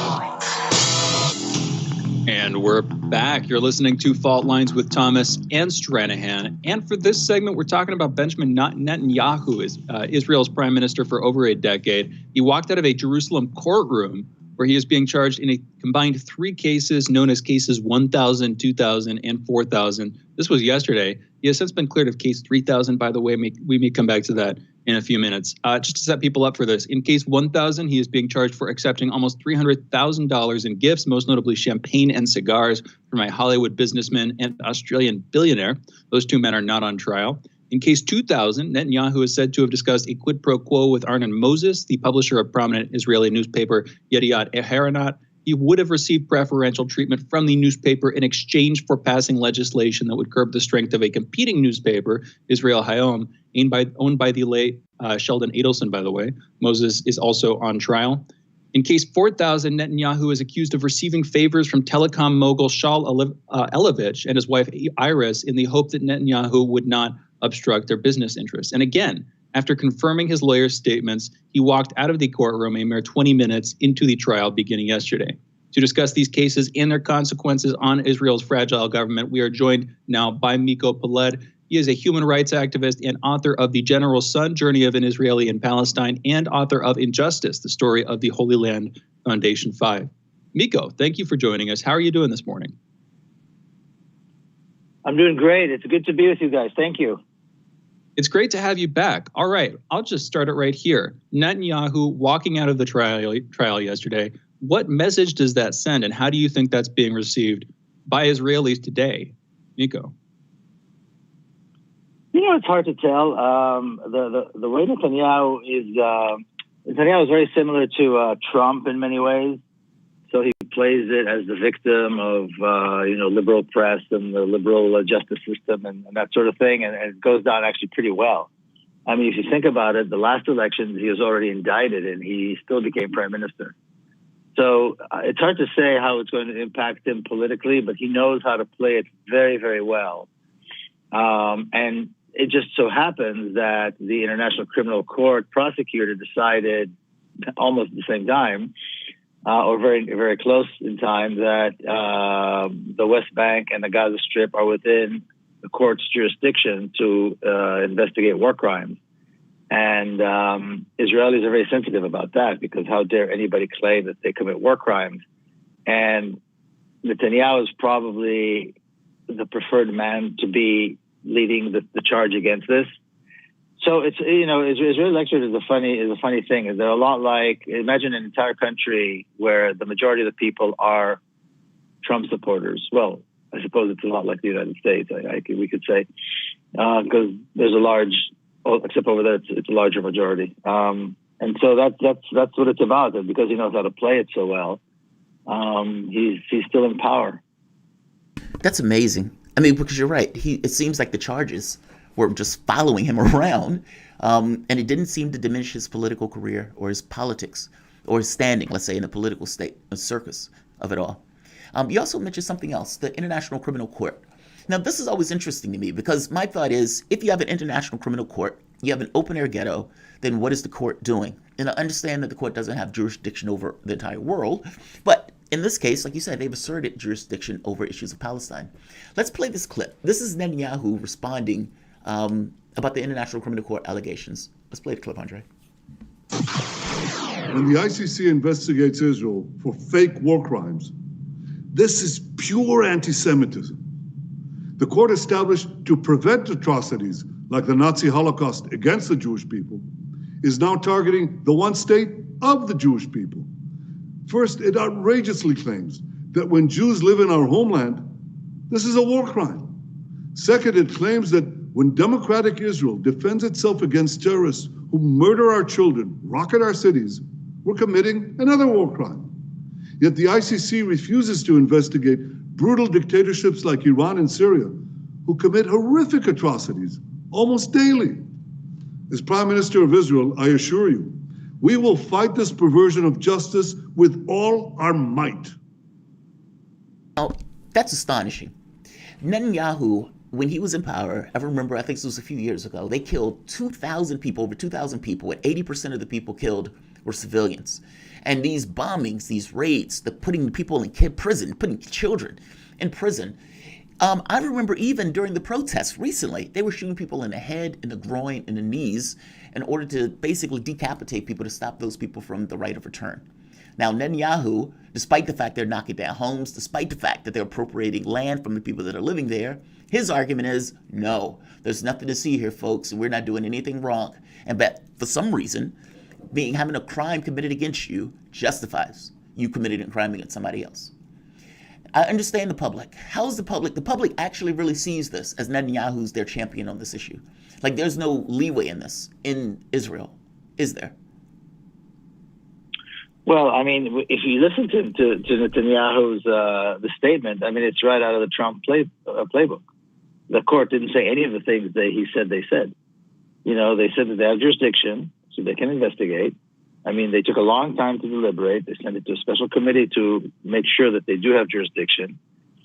And they talk about some very specific things that took place in very specific, during some very specific Israeli, what they call operation or assault. So, everything he said is really has nothing to do with what the court says. But, this is taking Trump's speech and Trump's demagoguery to a whole new level. And you know what? No, Israelis are quite likely to unite behind him and against this. And another thing happened just a few weeks ago. This wonderful movie, Janin Janin, which was filmed by Mohammed Bakri, who's a great Palestinian actor and producer and director and writer. And it came out in 2003. And there have been court cases, and it basically shows what took place when the Israeli army went to the refugee camp in Jenin and the massacre that took place and so forth. Recently, an Israeli court, this is almost 20 years ago, decided or ruled that the movie should be banned, and that Mohammed Bakri, who made the movie, should pay $75,000 to an Israeli officer who is seen. There's some footage of him. You just go right. I mean, it's less than 5 seconds. It's like the camera just goes right over him. And of course, that's being appealed now. But, Israelis don't want to see. And I just actually did an interview with Mohammed Bakri for my podcast. He thought Israelis would want to see what their army did, the atrocities that the army committed, so that they can change it. And I said to him, but Israel has been committing atrocities all the time. Israelis never stand up. Israelis do not want to know, do not want to see, do not want to be told that they do anything wrong. They can't handle it, because there's so much of it probably. So again, you've got the Jenin ruling. You've got Netanyahu going to court over really charges that are, if you compare them to corruption charges of politicians worldwide, $300,000 is like small change, but it's wrong. There's no question. And then you've got the ICC, and all these three are very interesting, and I think all of them are going to end up actually helping him and not hurting him. Go into that a little bit more. Just increasing this sense at home that he's being persecuted internationally. Why do you think that this will help him instead of hurt him in the long run? Well, you heard the statement about the Holocaust and anti-Semitism and that sort of thing, and his demagoguery is appealing, number one. So people do vote for him. Like you guys said in the intro, he's been prime minister for more than a decade, and a couple of election cycles, he actually didn't win a majority, but he still ended up being prime minister because he knows how to form a coalition, and that's what you need to do in the Israeli political system. And so he's very good at this. He's better at this than anybody else. He has a challenger this time, but I think that challenger is going to end up working for him, just like everybody else does. And these are good reasons for Israel to unite. You don't want to change the pilot in mid-flight and all that sort of thing when there's a crisis or a captain, whatever. And so that's the mentality. And he knows how to manipulate this to his own advantage very, very well. He knows that everything he said is not true about the ICC. But Israel has the Jenin movie. They've got the ICC. And, the claim that he's somehow corrupt and all that, the criminal charges, the indictment, that's nothing but a liberal persecution against him and against, good patriots. It's very much Trump and his supporters. It's a very similar discourse. Let me ask you this, and we only have about 2 minutes left on this. Where does this end? Now, I ask this because if you're looking at the territory that Israel has just been gobbling up, been expropriating, knocking down homes, taking the land, knocking down homes, taking their land, and just pushing it back. Water seems to be, most of it doesn't seem to be drinkable or potable. You have another situation where the amount of land seems to be getting less and less, and they're broken up, meaning from the standpoint of locations. How does this end? I mean, I don't see the endpoint to this. Are they going to create a separate state? But because Israel seemed to be against that, they also seem to be against combining, where one man, one vote. So if you have both of those scenarios that are out, what is the expectation in order to end this conflict? From an Israeli perspective, this is the end game. It's constantly having to, hold on to the gun because they all want to kill us and they want to take our land and we have nowhere to go. And these Arabs, want to kill us and kick us and throw us into the sea. That's the narrative. This is the end game. We will always have to live by the sword. We will always have to be strong. We can never, let our guard down. And the Palestinians, in terms of the Palestinians, they will have to either surrender, they can leave, or they can fight and die. So that is the Israeli reality. That is the end game. There's not going to be any change. Palestinians, some will decide to leave, some may decide to live in, accept this living under oppression is not right, and some will fight. This is our destiny as Jews. This is our destiny as Israeli. That's the narrative.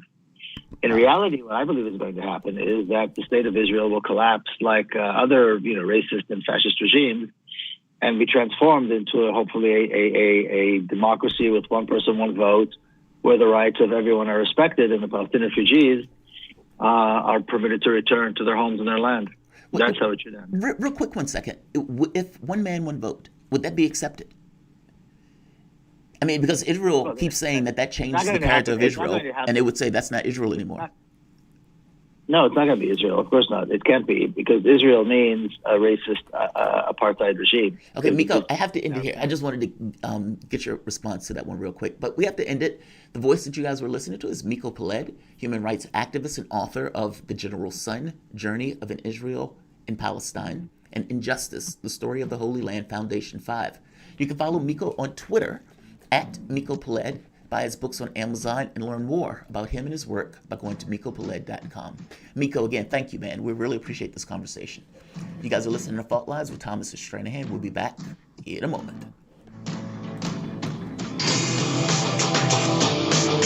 Fault Lines. We are above all the latest developments, and we don't take any sides. Radio Sputnik, telling the untold.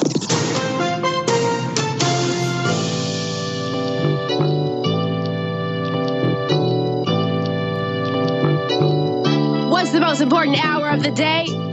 It's the Critical Hour with Dr. Wilmer Leon. On this show, we don't just deliver the latest headlines. We divide the real from the fake. Tune in to hear from some of the most brilliant political minds of today. Get in-depth news and analysis that goes beyond the surface and dig straight into the details. Set your clock to the Critical Hour for a news perspective unlike any of those other guys. Tune in to the Critical Hour with Dr. Wilmer Leon, weekdays 6 to 7 p.m. Eastern, and catch us on Facebook Live. You're listening to Radio Sputnik.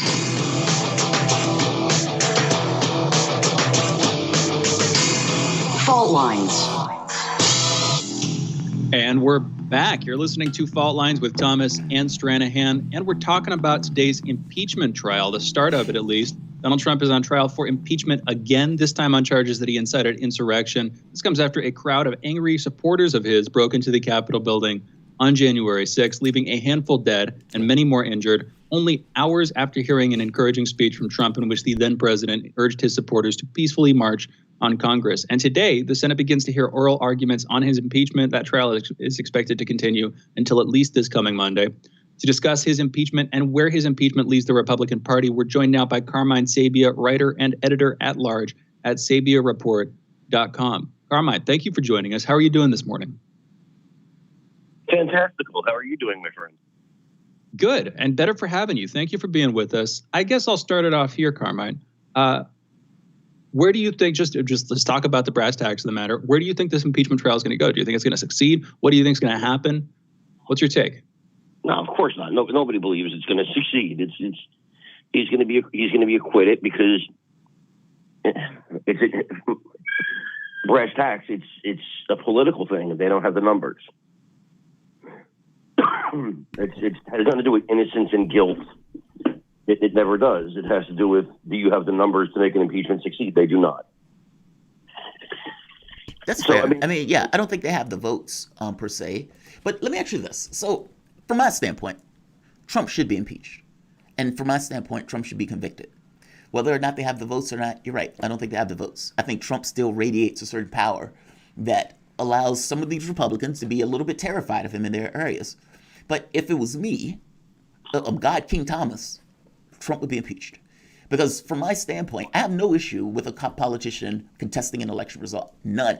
In fact, I would want to know whether the result is dodgy or whether the result is false. Because at the end of the day, whether the person wins or loses, I just want the public to be able to choose who they want. That's different, though, than abusing that and going with this idea that it's all fraud, I won on the landslide, et cetera, whipping up the crowd into a fervor that was infinitely foreseeable in him taking that tact. Now, do you agree with me on that? Which I don't think you do agree with me on that. But why am I wrong? Let's say it that way. Why am I wrong? What am I missing in this conversation? No, let me say this. Long before it came to that speech, okay, I was also saying, all right, enough's enough. Long before that. You know, I wanted the legal contesting of the election. I think it's BS that rules were changed during the game. I think that's, to me, that is not fraud, but it's certainly fraud's ugly sister. You know what I'm saying? Oh, well, you could vote and put your vote in the garbage can without a postmark and have it in a couple weeks after the election, and that's fine. They just changed every rule they could possibly change, quote unquote, because of the pandemic. You couldn't go vote, but you go to Walmart for 3 hours. You couldn't go vote for 5 minutes. But Carmine, Trump stepped into that. That's it. Like, this is the funny part, at least to me. He stepped into that. Honestly, Trump could have won this election. Like, with the number of votes that he got and everything else, Trump could have won it. The problem is Trump allowed COVID to get out of control, which allowed Democrats to come up with a reason to get more people in the voting rolls. That was Trump. If he would have controlled the outbreak, it wouldn't have had this issue in the first place. How could he have controlled it? I mean, it was all over the world, bro. Is he responsible for every country? No. I'm not blaming him for every death. No, of course not, right? But I'm just saying there are policies that Donald Trump took that exacerbated this issue. Whether it was an extra 100,000 or whether it was extra 20,000, I think it made it worse, significantly so. Even the playing down the mask. It's unmanly to wear a mask. That stuff. Yeah, I think it has a negative effect in the way that the society sees it, especially people on the right. Wait, say that again?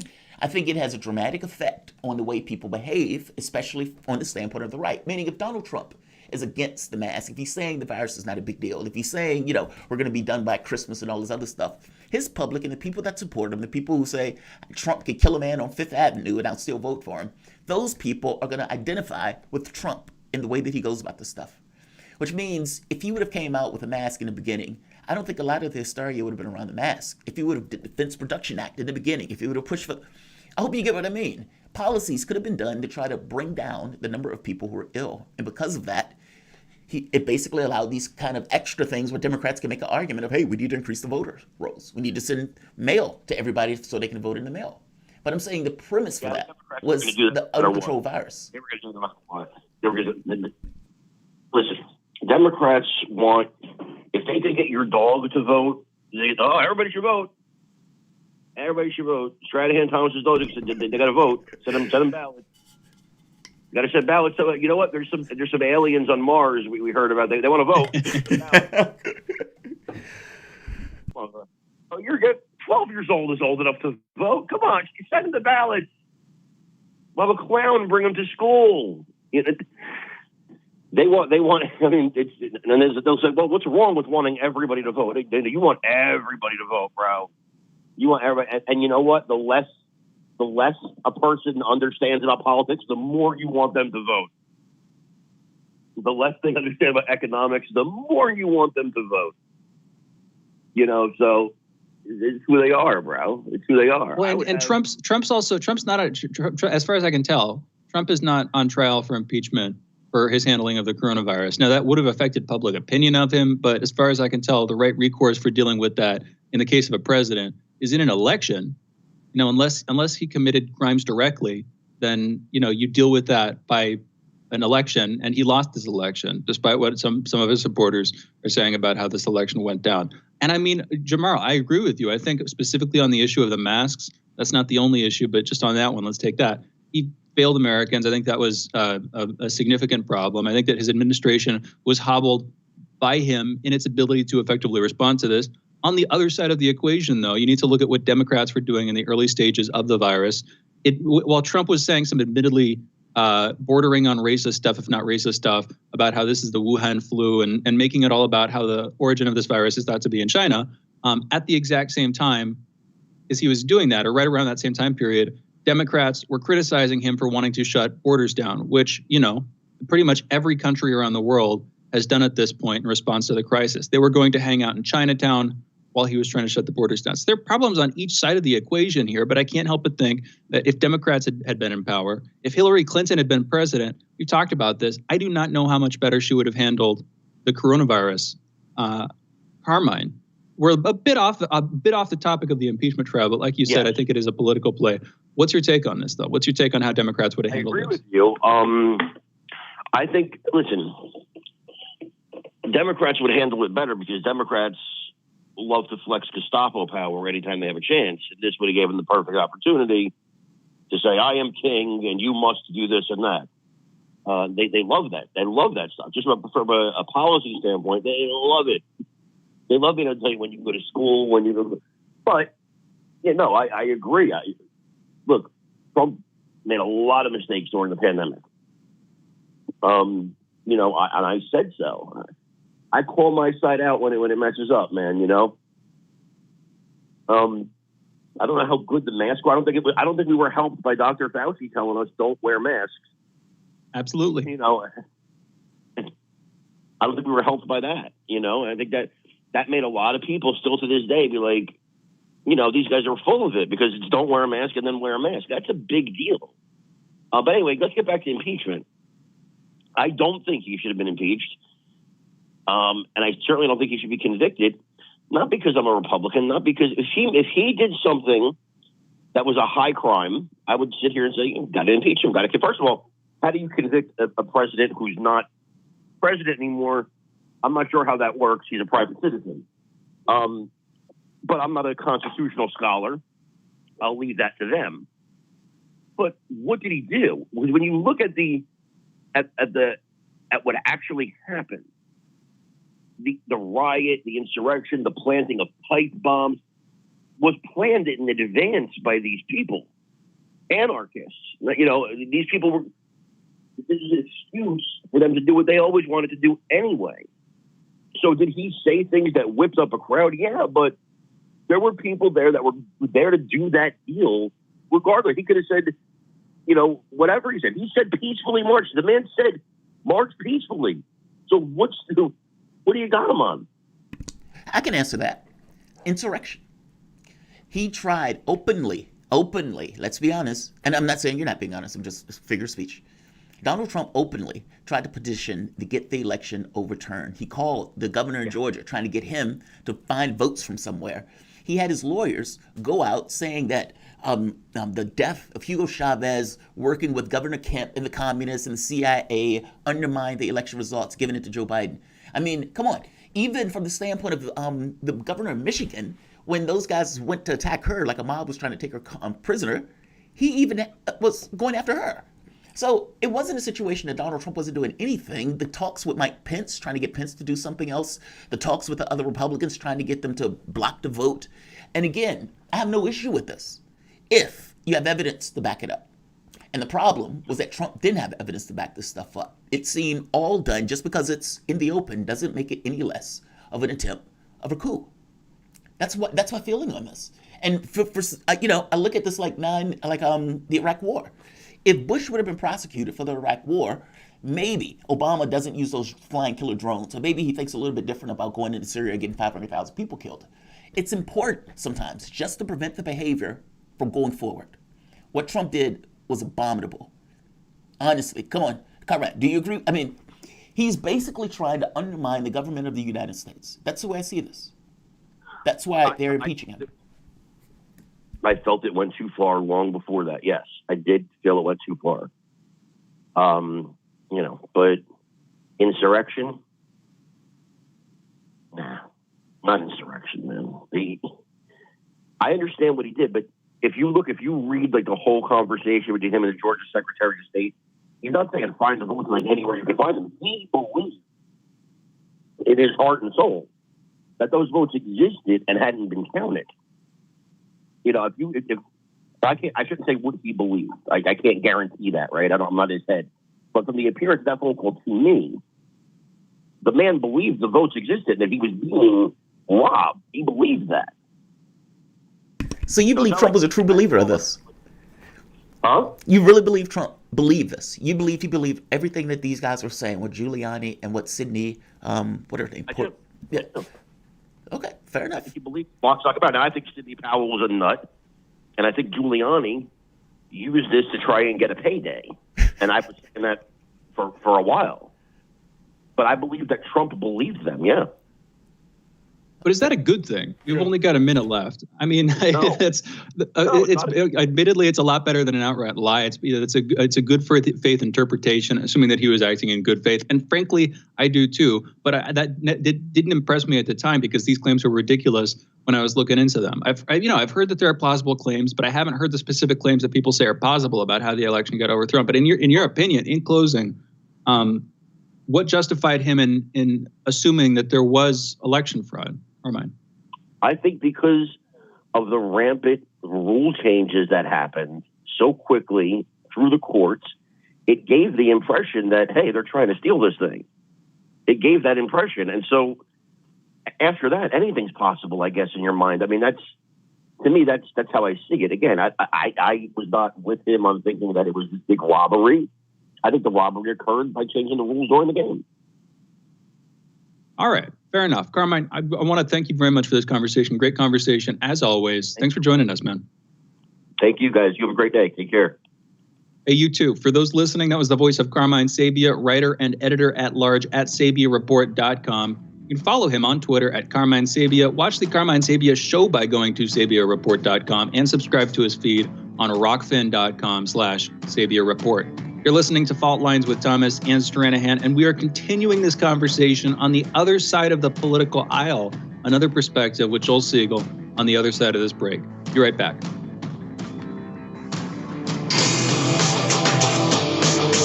Fault Lines. So, Sean, what do you want to talk about today? Well, Bob, that's easy. I want to talk about the need to stop the development of self-driving cars. Again, Sean, you're driving me nuts. I think the self-driving car thing's already out of the gate. No. It's never too late. See, now the leading experts in the field, I mean, just pick one, whichever one, leading experts have repeatedly warned us about the dangers of artificial intelligence. Look, I'm telling you, man, we have to stop the robots by any means necessary. I see what you did there. Yep.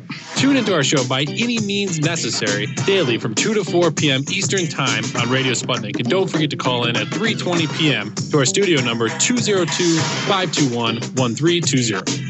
And if you miss us live, check us out on SputnikNews.com, Spreaker, iTunes, iHeartRadio, Spotify, or wherever you listen to podcasts to stay up to date on the latest political, social, and economic movements shaping the world around us.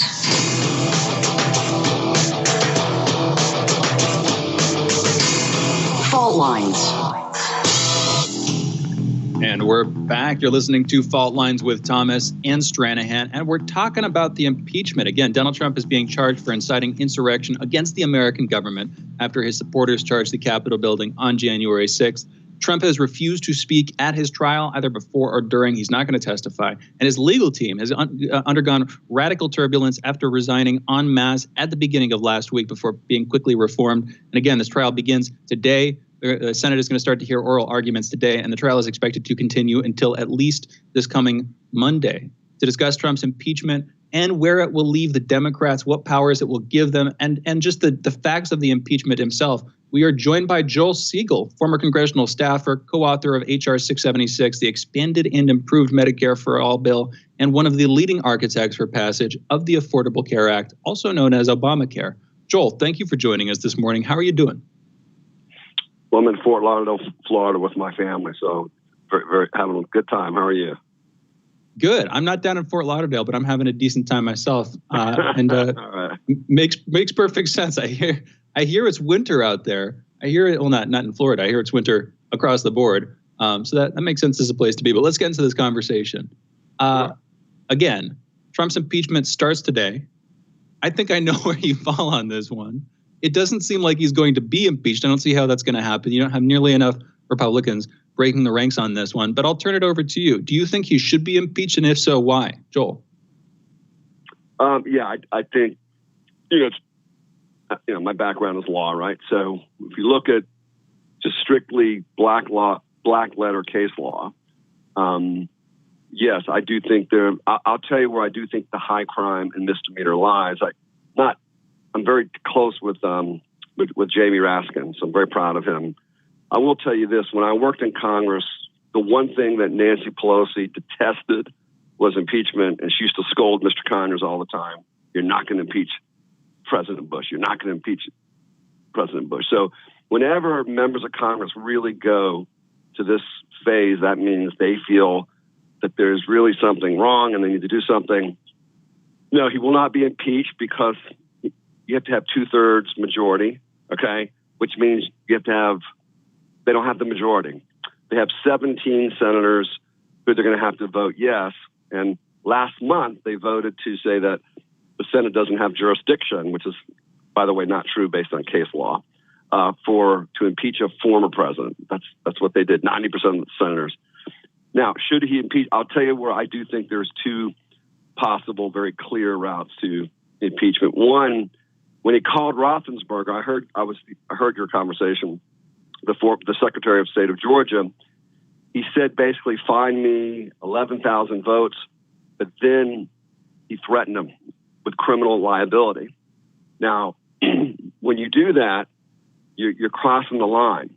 Was there any evidence at all? No, the Secretary of State didn't find any evidence. The former Attorney General, Barr, did not find any evidence. The Supreme Court did not find any evidence of fraudulent voting. All right? There was no evidence. But when you threaten a Secretary of State with criminal liability, that is a high crime or misdemeanor by the president. Number two, and this is where I really think he's impeachable, as the insurrection was going on, it was going on for quite a long time. We didn't hear anything from the president. He did not call out the National Guard. He's the commander-in-chief. He did nothing to stop murder and mayhem and violence and domestic terrorism. He did nothing for hours until Biden went on television and said, President Trump, please do something. Then he did. That's impeachable right there. In terms, is a hard argument to say that because of Trump's speech and his oratory that he inflamed the situation and therefore there was an insurrection.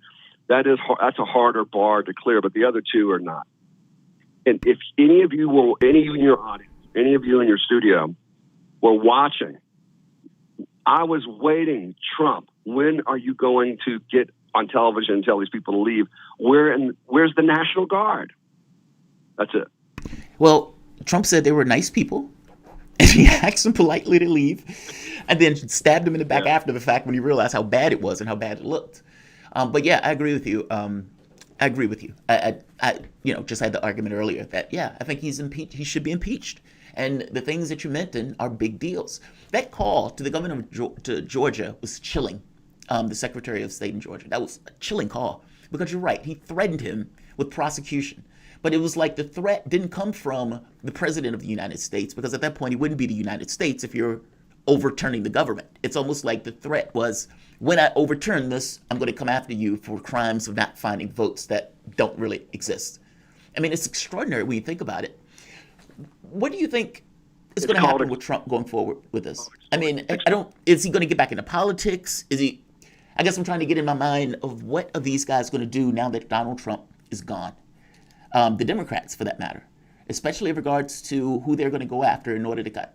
I'm saying this in a weird way, but for the last 3 years, Democratic politics has been entirely about Trump. Trump is now gone. So where is Democratic politics going to go from here on out? It's a great question. I think the people who elected them, there were 7 million extra votes, right? The people who elected him have to benefit by the Democratic Party, or they will not be in Congress in 2 years. So there really is a much more sophisticated grassroots movement that's laser focused on pressuring Democrats to work on health care, to work on job creation, infrastructure, tuition-free college. Right now, we've got literally tens and tens of thousands of people living in tents. I'm working with several organizations across the country to launch a campaign to end involuntary homelessness. We can't be a country of tent cities.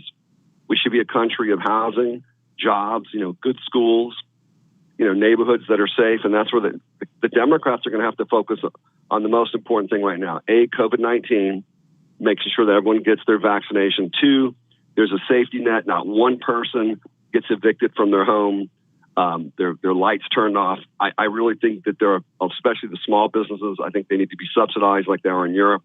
That's what the Democrats have to do right now. Deal with the COVID-19 pandemic, the emergency. This emergency is not over. Not over. I'll be honest, Joel. What is this grassroots movement you're talking about? What I've seen is just last week. Now, admittedly, his channel has been remonetized, but a wave of YouTubers. This might seem far afield, but I'm going to come back to it. Wave of YouTubers got demonetized. Most of them left-wing vocal candidates. What I see is the left-wing being suppressed online and increasingly facing the threat of suppression from the government going forward. I don't see the grassroots movement you're talking about. Bernie Sanders got pushed out back in 2016 and arguably again in 2020 by the DNC. genuine political alternatives to the status quo, to these longer, family lineages that run politics in general, seemingly, those seem to be increasingly scarce. What are you talking about there, Joel? I'm the executive director of the Justice Action Mobilization Network. And we've been working for 7 years to unify progressives. And so that we have a very clear agenda: universal health care, jobs for all who need a job, 100% clean, renewable energy. And we're not in the newspapers. You're not going to hear us on too much, except maybe on this show. But we've been organizing quietly behind the scenes for, this is, I think, 7 years. And you'll see in about 2 or 3 months the launch of progressive campaigns, but it's specifically around like 4 to 5 pieces of legislation. But the progressive movement, in my opinion, it's fragmented.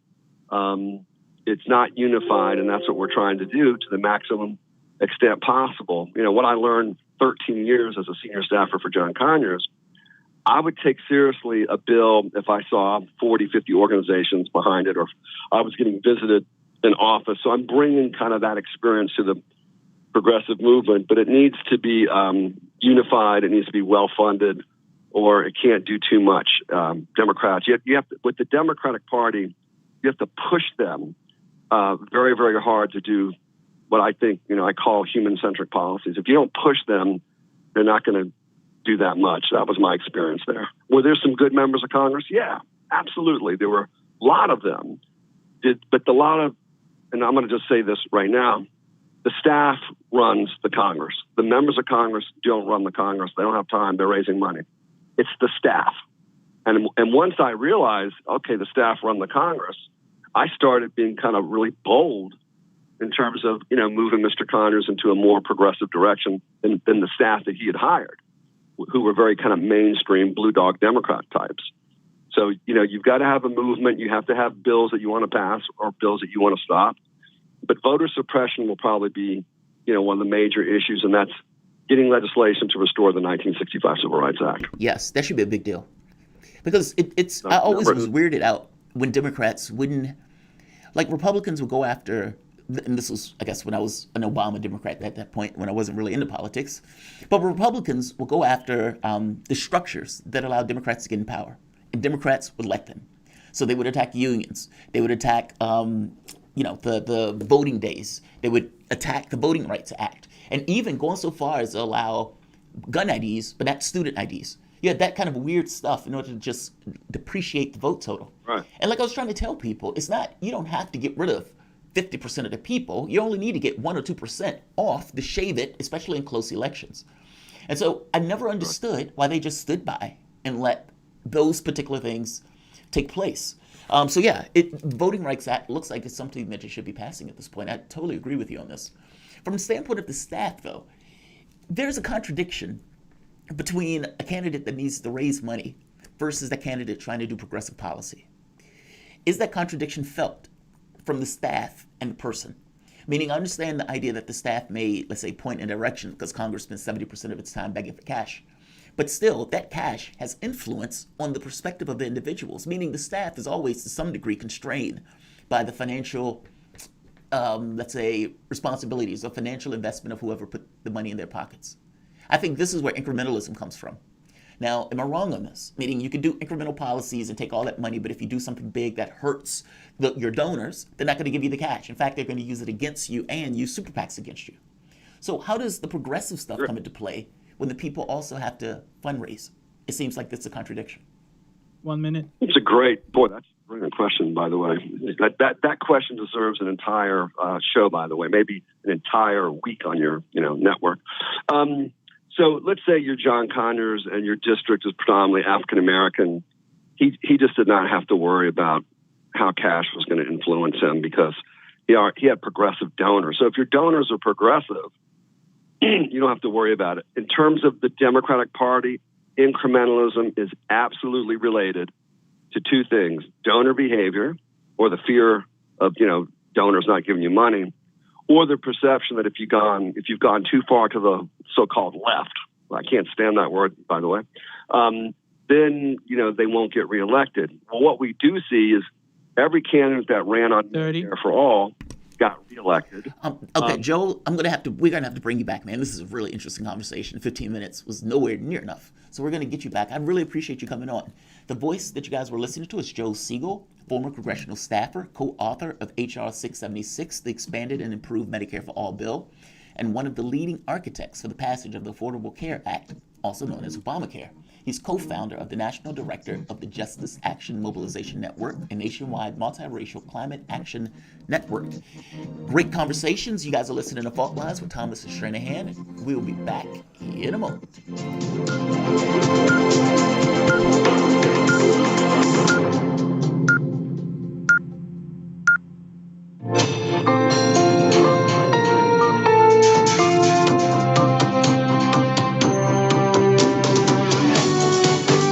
Listening to Radio Sputnik. Telling the untold.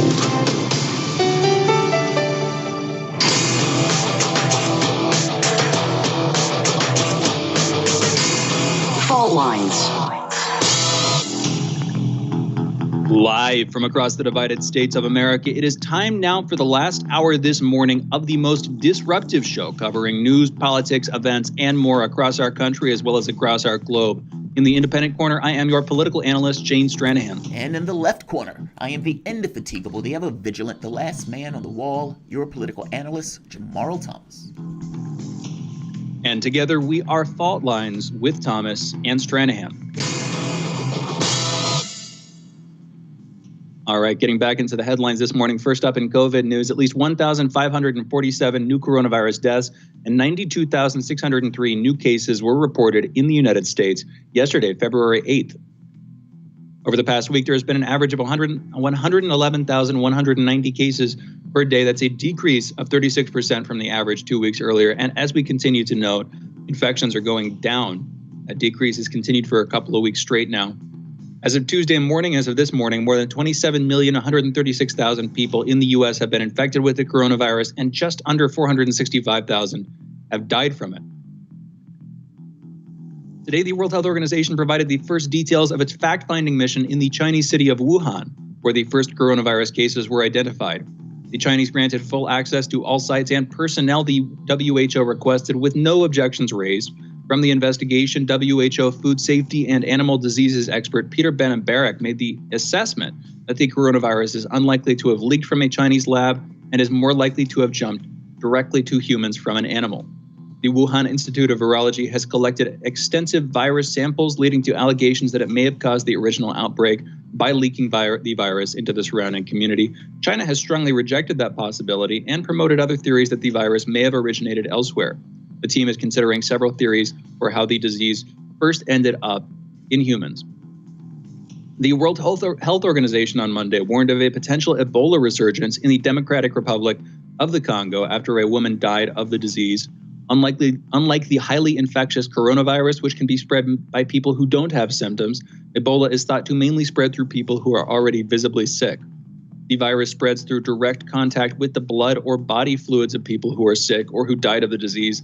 Ebola has an average case fatality rate of 50%, though it can vary by outbreak. I remember when I was probably 13-something years old, when I was briefly attending school, mostly homeschooled, but going to middle school, and towards the end of middle school, they had us read this book, The Hot Zone. I believe a movie was later made based on the book, and basically it was a nonfiction narrative story about investigation into the Ebola virus. And I remember, I don't think I had nightmares, but it's the kind of book that can give you nightmares. Ebola, an ugly disease, like really viral hemorrhagic fever, crazy high fatality rate, as they're talking about. It's 50%. Pretty darn rare that you see viral diseases that are 50% fatality rate. And the way that you die is just horrific. You know, bleeding through orifices. That's already pretty darn graphic, so I'll step back from that. Don't want to upset people's stomachs so soon after you may have had breakfast, but not pretty. Anyway, Jamarl, you're going to say something? No, I was just saying it's an ugly disease. I mean, it's vicious. I don't know if people have seen pictures of it, but yeah, it's rough. It really is. Yeah, definitely Definitely an ugly disease. All right. The New York State Department of Health is continuing to release data shedding more light on COVID-19 deaths among residents in the state's long-term care facilities after a state Supreme Court judge ordered the department to fulfill a watchdog group's Freedom of Information Act request.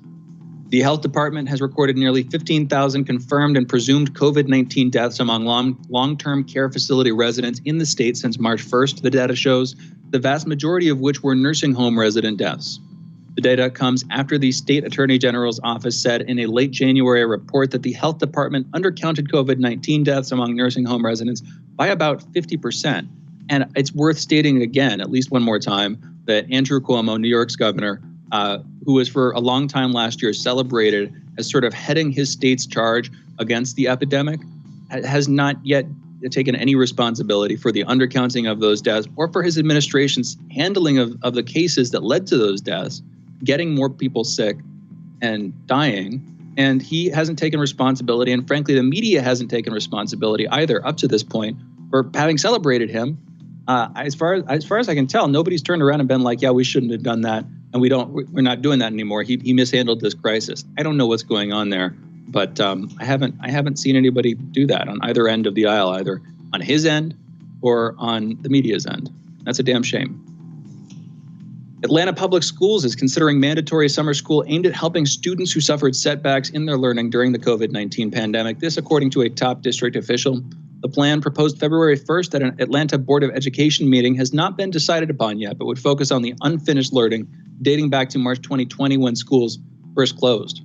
In national news, Donald Trump is being tried in the Senate starting today with oral arguments being heard in the Senate, with Democrats alleging he incited the riot by his supporters in the U.S. Capitol on the 6th of January. An attorney for former President Donald Trump has withdrawn his already granted request that the impeachment trial be paused during the Jewish Sabbath. Trump impeachment attorney David Schoen, an observant Jew, sent a letter to Senate leaders on Monday reversing course, asking that the trial continue on Friday night and Saturday to avoid delays. That trial, by the way, is expected to be over at the earliest this coming Monday. Thomas Caldwell, a man who authorities say is a leader of the far-right Oath Keepers militia group who helped organize a ring of other extremists and led them in the attack last month at the U.S. Capitol, has held a top-secret security clearance since 1979, which required multiple special background investigations. He also previously worked for the FBI. He worked as a section chief for the FBI from 2009 to 2010. After retiring from the Navy, his lawyer, Thomas Plovchan, wrote in a motion urging the judge to release him from jail while he awaits trial. The defense said Caldwell, who has denied being part of the Oath Keepers, also ran a consulting firm that did classified work for the U.S. government, the lawyer said. And the Justice Department will ask U.S. attorneys appointed by former President Donald Trump to resign, according to a senior official at the department. The federal prosecutor overseeing the federal tax probe involving Hunter Biden, however, has been asked to remain on the job. 4 Louisiana State Police troopers were arrested Monday following an extensive and detailed review of use of force encounters in the Monroe area, quote unquote. The law enforcement agency said in a press release, the charges stem from 2 incidents in July 2019 and May 2020. The earlier incident took place during a traffic stop on Interstate 20 in Louisiana in Ouachita Parish after troopers discovered suspected narcotics in the vehicle and placed the driver into custody. Brown and Dickerson, the 2 officers, allegedly utilized excessive and unjustifiable force on the handcuffed driver, deactivated body-worn cameras, and reported untruthful statements regarding the alleged resistance by the suspect. In Florida, a hacker allegedly took control over a water treatment facility's computer and attempted to tamper with the water supply. Pinellas County Sheriff Bob Galtieri said in a news conference that the awful intrusion into the computer system at Old Smar's water treatment plant took place Friday afternoon. An Indiana man who pled guilty to negligent homicide after his young granddaughter fell from an 11th-story window of a cruise ship docked in Puerto Rico was sentenced Monday to 3 years probation. In international news, Pope Francis will meet with Iraq's top Shiite Muslim cleric Ali al-Sistani during a trip next month that will also include a pilgrimage to ancient Christian communities that were emptied and devastated in battles with the Islamic State group. The Vatican on Monday released the itinerary of Francis' March 5th through 8th visit to Iraq, his first foreign trip since being grounded for 16 months due to the coronavirus pandemic. The 84-year-old pontiff, who had been vaccinated against COVID-19, apparently intends to go ahead with the trip despite the pandemic and lingering security concerns. Francis's main reason for making the first ever papal trip to Iraq is to encourage the country's Christians, who faced decades of discrimination by Iraq's Muslims before being persecuted by the Islamic State group starting in 2014. Francis had intended to visit Iraq that year, as did St. John Paul II in 2000, but both had to call off their trips due to security concerns. North Korea has maintained and developed, quote unquote, its nuclear and ballistic missile programs in 2020 in violation of international sanctions. This, according to a summary and parts of a UN expert panel report. The report summary said North Korea, quote, produced fissile material, maintained nuclear facilities, and upgraded its ballistic missile infrastructure, end quote. The country of Colombia is to give protected status to almost 1 million undocumented Venezuelan migrants resident in the country, President Ivan Duque said. The protection will last 10 years and will allow them to normalize into life in Colombia. A 275-foot Japanese submarine collided with a commercial ship on Monday about 31 miles off the coast of the southwestern part of the country. Japan's defense ministry said that the crew on board the Soryu-class submarine spotted the ship through its scope. It tried to avoid the ship but was unsuccessful. Nikkei Asia reported that the collision damaged the submarine's communication system and did not damage the commercial ship. In Myanmar, both rubber bullets and live ammunition have now been used against protesters in the country's capital, Naypyidaw, along with water cannons. Those protesters are pushing back against the military government after last week's coup. And in Hong Kong, a court has denied bail to Hong Kongese businessman and media figure Jimmy Lai. He's the most prominent figure to be charged by the Chinese authorities under new legislation introduced last June. In India, efforts continue to find nearly 150 people who are trapped after snow, slush, and glacier flooded 2 hydroelectric plants. Some are trapped in tunnels related to work on the plants.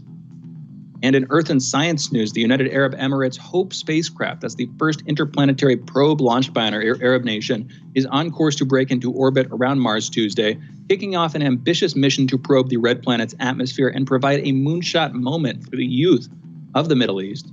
It is the first of 3 Mars missions to reach the 4th planet from the sun this month. Next will be China's ambitious Tianwen-1 orbiter rover combination, expected to enter orbit Wednesday, and then NASA's $2.4 billion Perseverance rover, expected to land on an ancient crater-like bed next Thursday.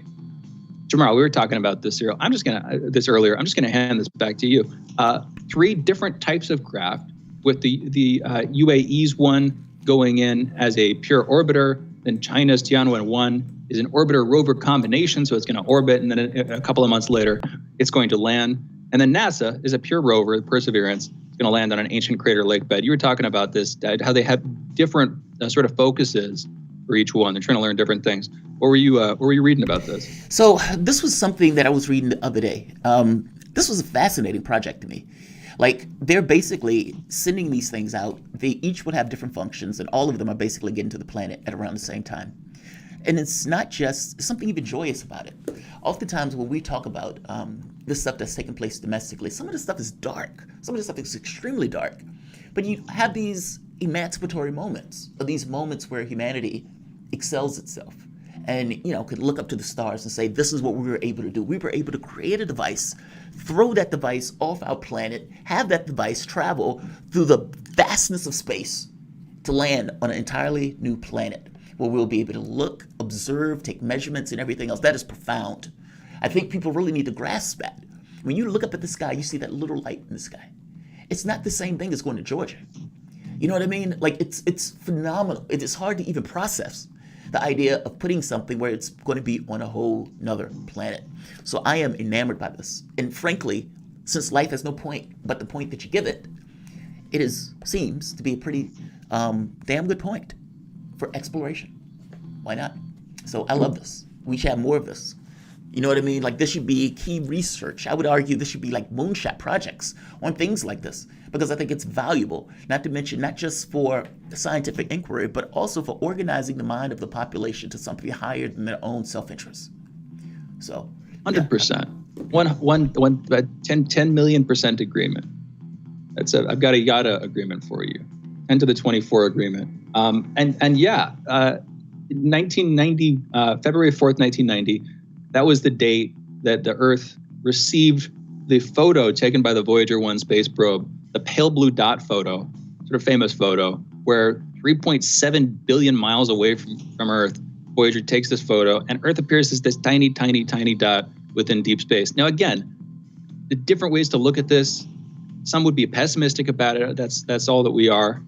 Some would be more optimistic about it. I mean, in my opinion, it's kind of cool, this idea that we're this, relatively insignificant, relatively small, but still like teeming planet, teeming with life, and seemingly singular, at least as far as what we know, in the nearby universe.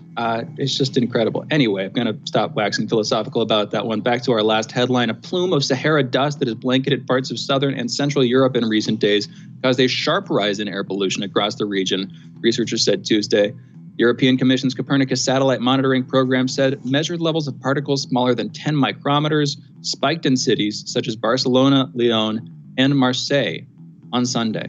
We've got to talk more about the Sahara at some point and ecological restoration projects therein. Anyway, those are headlines. You're listening to Fault Lines with Thomas and Stranahan. We're going into a break, but we'll be back shortly talking with Jackson Hinkle about a political divide on the left. Be right back. Fault Lines. 24 hours a day, 7 days a week. We give you the most essential information out there. Radio Sputnik, telling the untold. In a media landscape filled with so-called journalists acting as stenographers for their billionaire bosses, there is a desperate need for news, analysis, and perspectives that buck the status quo and get to the heart of how domestic and international events impact you and me, as well as showing how we can get involved in the struggle to change that status quo.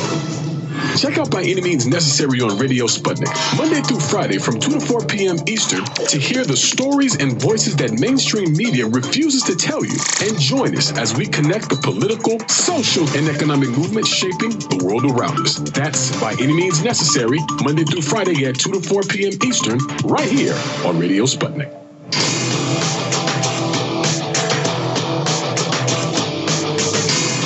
Fault Lines. Welcome back to Fault Lines on Radio Sputnik. My name is Jamarl Thomas. I'm joined by my co-host Shane Stranahan, coming to you live out of our station in Washington, D.C. If you guys live in the area, you can catch us on radio at 105.5 FM and 1390 AM. We're also in Kansas City at 102.9 FM and 104.7 FM. If you guys are digging what Shane and I are putting down, whatever platform you're consuming this content on, give us a like and share that audio or video. If you want to join in on the conversation, you can send us a chat, a tweet, and of course, you can reach us by phone at 202-521-1320. That's 202-521-1320. But right now, for this particular segment, there's something else we want to get into. So yesterday, there was a very interesting letter that came out from Our Revolution Los Angeles. Now, Our Revolution is an organization that Sanders started, I think it was 2016. Initially, it was headed up by Nina Turner. I'm not quite sure who's heading up the organization now, but the organization was basically there to get candidates elected that were decidedly on the left. Very clearly, our job is to get candidates in office that are on the left. And that's what the organization did. And you had various outgrowths of this organization across the United States. One in particular, Our Revolution Los Angeles, or Our Revolution California, Los Angeles, basically had an organization or association with Movement for People's Party. MPP, or Movement for People's Party, is Nick Brana's, basically his party. That's his baby. It used to be called Get Sanders into the Race, but now he's trying to put up his own political organization. This organization, however, has come at odds with Our Revolution, and that's the conversation we're going to have. Because basically, they're arguing that the way that Movement for People's Party organizes themselves, and for that matter, even deals with, let's say, internal strife, is problematic to us, and it's toxic. And as such, from this point on, we're not engaging with the organization. So this is a very interesting conversation that came up. So to join us to talk about it, we have Jackson Hinkle, political activist, organizer, and host of The Dive with Jackson Hinkle. He was a co-organizer of the recent Force the Vote protests in Washington, D.C., designed to pressure Nancy Pelosi into bringing Medicare for All legislation to the House floor for a vote. Jackson, what's going on, man? Hey, how's it going? Thank you so much for having me on again. Absolutely, absolutely. So I'm going to read part of this to you because I got to be honest, I agree with him. I don't know how our revolution, which is basically working to trying to get Democrats in office, could work with an organization like Movement for a People's Party that for the longest time, at least for this year, especially with the force to vote, has castigated those people, have called them snakes, have said that they were not working on behalf of lefties, have went so far as to attack people who our revolution would actually support, like AOC or the Squad. So our revolution in no way could just stand by and associate with a group where the members of that group were basically trying to pull members away from our revolution, and then would even castigate and call those people names when they didn't necessarily conform. So right here, after much deliberation, we have unfortunately decided to part ways with MPP at this time due to differences in opinion and leadership style, including structure, treatment of volunteers, method of operation that have become apparent.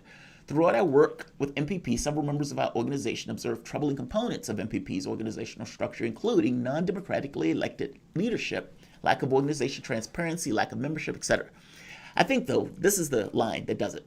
Furthermore, our members have observed and experienced a toxic top-down hierarchical frame with MPP, which we believe is antithetical to the foundation of the organization and our motivations to work with them. Now, Jackson, are they wrong? Or am I wrong?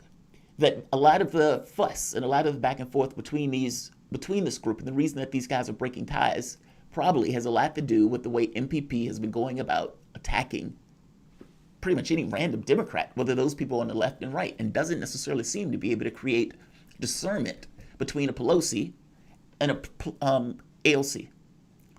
What do you think about this? Yeah, so it's a really good question, and I want to have full disclosure here. I am a registered member of the People's Party for about a week, so take that for what you will. I don't have a lot tying me down to the party. I've been a Democrat for the rest of my life, but these are good questions. Our Revolution Los Angeles laid out concerns surrounding party structure, treatment of volunteers, and method of operations, which include lack of bylaws and lack of organizational transparency. But the problem was a lot of the issues that were laid out in that initial letter by our Revolution LA were brought up in a meeting with the executive leadership of the People's Party. And when these items were initially brought up to the national leadership of the People's Party, the volunteers and the petition leaders who were kind of disgruntled about what was going on within the party scheduled a meeting with these national leaders of the party. And they didn't really talk too much about what the meeting was going to be about beforehand. And they came into the meeting and they said, we have problems X, Y, and Z with the party at the moment. And the People's Party national leadership listened to all of the concerns of the volunteers and of the petition leaders who had these problems. And they basically said, hey, look, we're willing to go line by line, address all of your concerns, and meet back here in a week to address any remaining concerns and kind of address the points that you laid out. And what ended up happening was MPP leadership came out after that meeting, and they said that they would address some of the glaring issues that the petition leaders had brought about in the initial meeting. They said that they wanted to address the lack of bylaws and allow there to be input by volunteers. And in fact, that's what they're doing at this very moment. They said that they wanted to create a financial working group, but it turned out that People's Party already actually had a financial working group, but the petition leaders weren't aware of that. And Nick Braun actually took the time to introduce the financial working group to these disgruntled volunteers. In addition to that, it was very clear that the petition leaders didn't ever even bother to reach out to the People's Party. Well, wait. Before they brought the items. Well, let me ask you this. I mean, just in a little bit more fundamental way, how would this ever work? I mean, our revolution basically gets Democrats elected. I mean, unless they've added a green somewhere that I'm entirely unaware of. And so Movement for a People's Party have been very decidedly trying to get people to leave the Democratic Party. I mean, full stop, leave it. I mean, the force to vote thing was a really good example of it, where, they were making lists, calling people snakes because those people didn't necessarily agree with the tactic. And again, like I said, attacking many people who are basically on the left that would fundamentally agree with everything that the Movement for a People's Party is trying to do, with the exception of course, being in the Democratic Party. So how can an organization like Our Revolution work with another organization that is antithetical to what Our Revolution is trying to accomplish? So Our Revolution LA has actually endorsed Green Party candidates in the past. I don't know if that can be said for Our Revolution National, but I know for the Los Angeles chapter, they have endorsed Green Party candidates. So it's not out of this world for them to do something like this. But also after the 2020 Democratic primary, Our Revolution actually took a chapter-wide vote that resulted in a vote that found no confidence in the Democratic Party nationally or locally. So that's why they decided to begin either looking to form their own third party or help build out a third party, which is why they turned to the People's Party. And to get to the second part of your question there, I want to push back a little bit on this notion that the People's Party was labeling anyone who wasn't supportive of forced to vote in Congress as snakes. I think they were definitely critical of these people, but with good reason, because all of these people in Congress had promised to potentially withhold their support for Nancy Pelosi and to actually aggressively push for Medicare for all. But that's a whole nother discussion. No, I agree with you, and I agree with force to vote. Like it was a full-throated agreement with force to vote. No, Nancy Pelosi should have lost her seat, period. And the fact that AOC and some of these other people went along with it, saying we got a pay-go change, that's nice, but it seems radically insufficient, considering. But that's a little bit different, though. That's a tactic difference, if that makes sense. Like, I don't agree with you guys on that particular tactic, but that's not necessarily saying that the person is a sellout, which was basically what was being said. And again, using a MPP. Now, you may not want to own it, but members of the PPP, or a lot of people who were a part of it, were basically attacking many on the left on this issue. And it went beyond just this issue. It went to castigating them, saying they're not working for Medicare for all, they're not in your interests, they're sellouts. This was basically the language. And honestly, I am using mild language. It got far, far worse in describing many of those people. Now, do you disagree with that? Because I was in the middle of that conversation. I am absolutely aware. I can even name names if I need to. And then you got accused of tone policing, and that's why you don't want to. Right. I've got stuff to say about this like, too. But you're swearing belligerently at somebody, and it's like, hey, maybe swearing at that person is not the way to get that person to communicate. Oh, dude, you're tone policing. I'm sorry. Go ahead, Jackson. Yeah. I mean, as far as the tone that was used by people who were critical of the progressives in Congress for not lining up with the strategy to force the vote, I personally don't have a lot of problems with the anger and rage that was felt by so many in this movement, the force the vote movement, because it is such a big issue. But what I don't understand is why Our Revolution LA is now they put forward this letter without first consulting the People's Party about the issues that are brought up in the petition itself. And I think a lot of this could have been smoothed out and could have been addressed beforehand had they not come forward with this letter to begin with, and had they just asked questions of, does the People's Party have a plan for this? Or does the People's Party have financial disclosures on their websites? I think a lot of it could have been smoothed out beforehand. Well, okay, so here's the thing, Jackson. I'm going to take a different broad take here, which isn't this a case of turnabout is fair play? Or wasn't in a broad sense, this whole thing feels like high school clubbish to me. And this is, I don't mean to be too derogatory here, but this seems to be a problem that the left has constantly.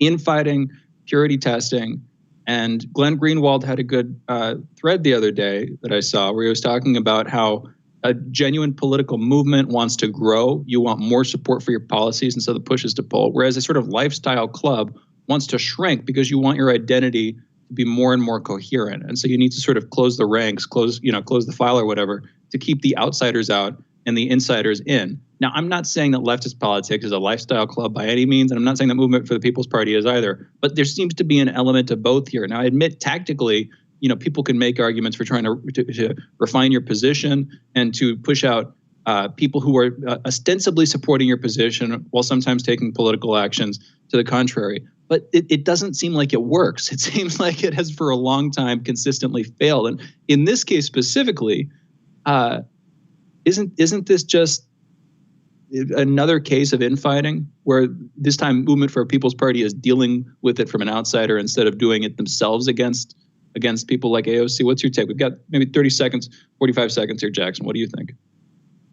Yeah, so briefly, I mean, I would normally say yes. Like, I think that this would look like a normal case of infighting. But the problem is that after all of the issues laid out by the volunteers were addressed by People's Party leadership, Kat Burgess, the leader of the petition movement for Our Revolution LA, actually went on to lie to her members and said that the People's Party didn't address any of the concerns that were laid out in the petition.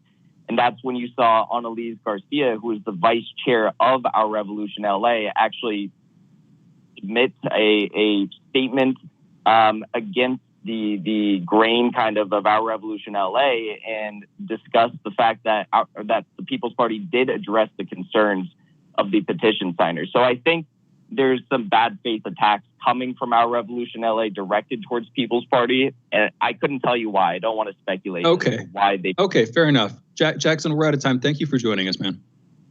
Hey, thank you so much for having me on. For those listening, that was the voice of Jackson Hinkle, political activist, organizer, and host of The Dive with Jackson Hinkle. Follow Jackson on Twitter @Jackson Hinkle and check out his YouTube channel, The Dive with Jackson Hinkle. You're listening to Fault Lines with Thomas and Stranahan. We'll be back in just a minute talking with Chris Smalls about unionization at an Alabama Amazon plant. Back on that subject in just a minute. Fault lines. Tough questions are the most powerful weapon we have. As long as you have questions, we'll keep asking.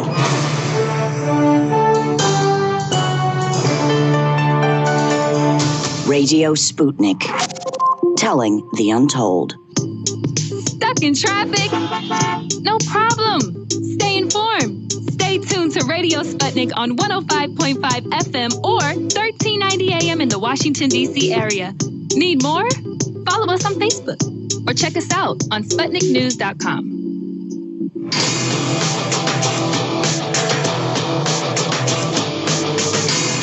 Fault lines. Welcome back to Fault Lines on Radio Sputnik.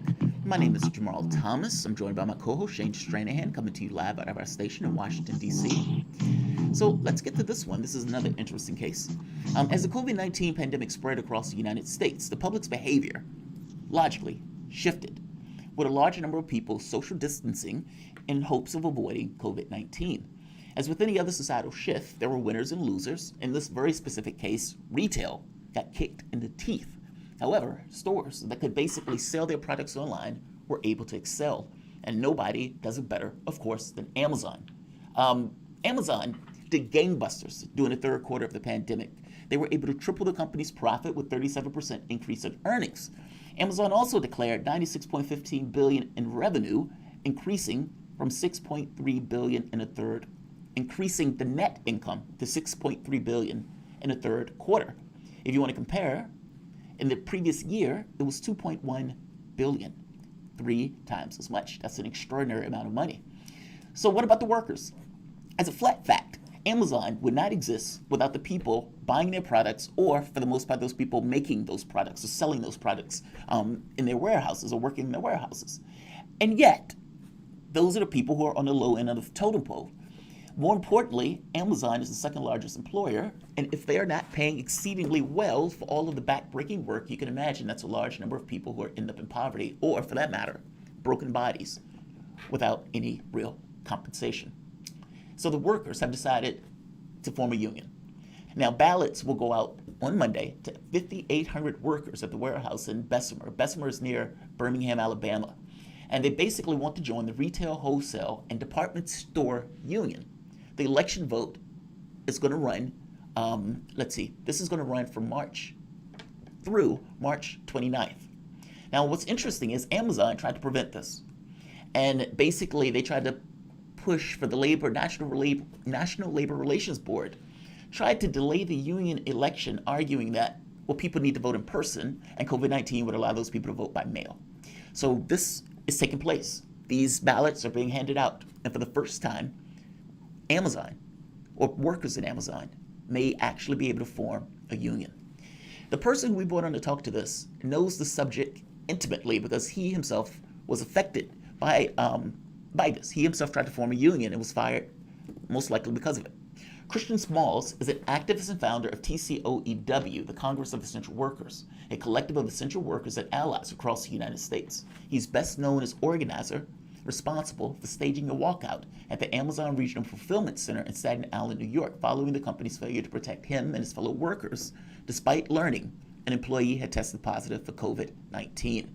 Christian, what up, man? You're the best person to talk to about this. How you doing? I'm good. Thanks for having me again. How you been? We've been doing all right. Still social distancing, but can't necessarily complain. This was a really interesting story. I was like, a phenomenal story. So Amazon is the second largest employer. Jeff Bezos has done gangbusters, like billions of dollars, like $100 billion or something over the course of the earnings and everything else. But what about the workers? And these guys are essential workers. They should be getting paid decently for that. And they oftentimes, Amazon takes provocative action to prevent unionization. But the group in Alabama is about to form their union. What do you have to say about that? Do you have anything to add? And did I get the story right? And B, do you have anything else to add to extend on that? And by the way, you can even give your personal impressions of this. Yeah, no, you're spot on, man.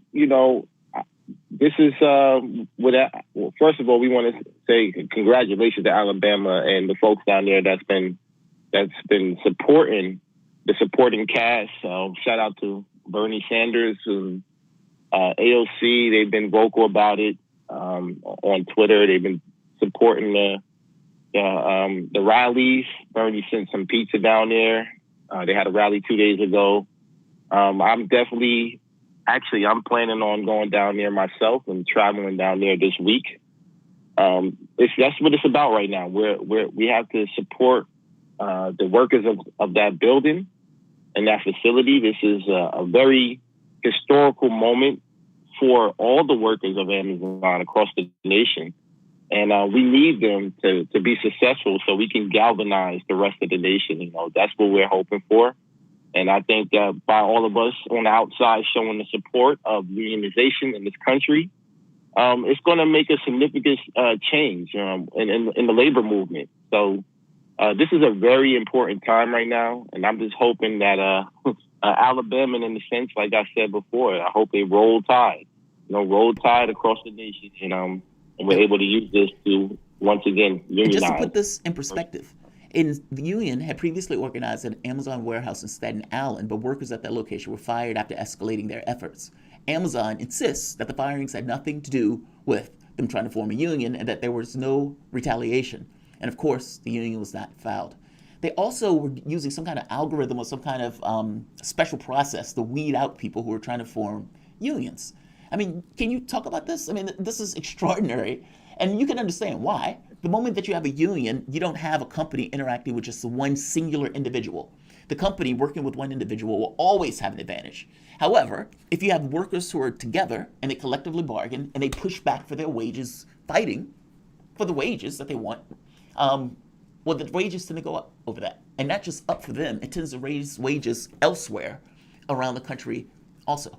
So can you talk about this, the necessary or the necessity of unionization, but also the methods that Amazon have been going in order to prevent that particular reality? Absolutely. Yeah, this is imperative for us, for us workers. We don't have the protection.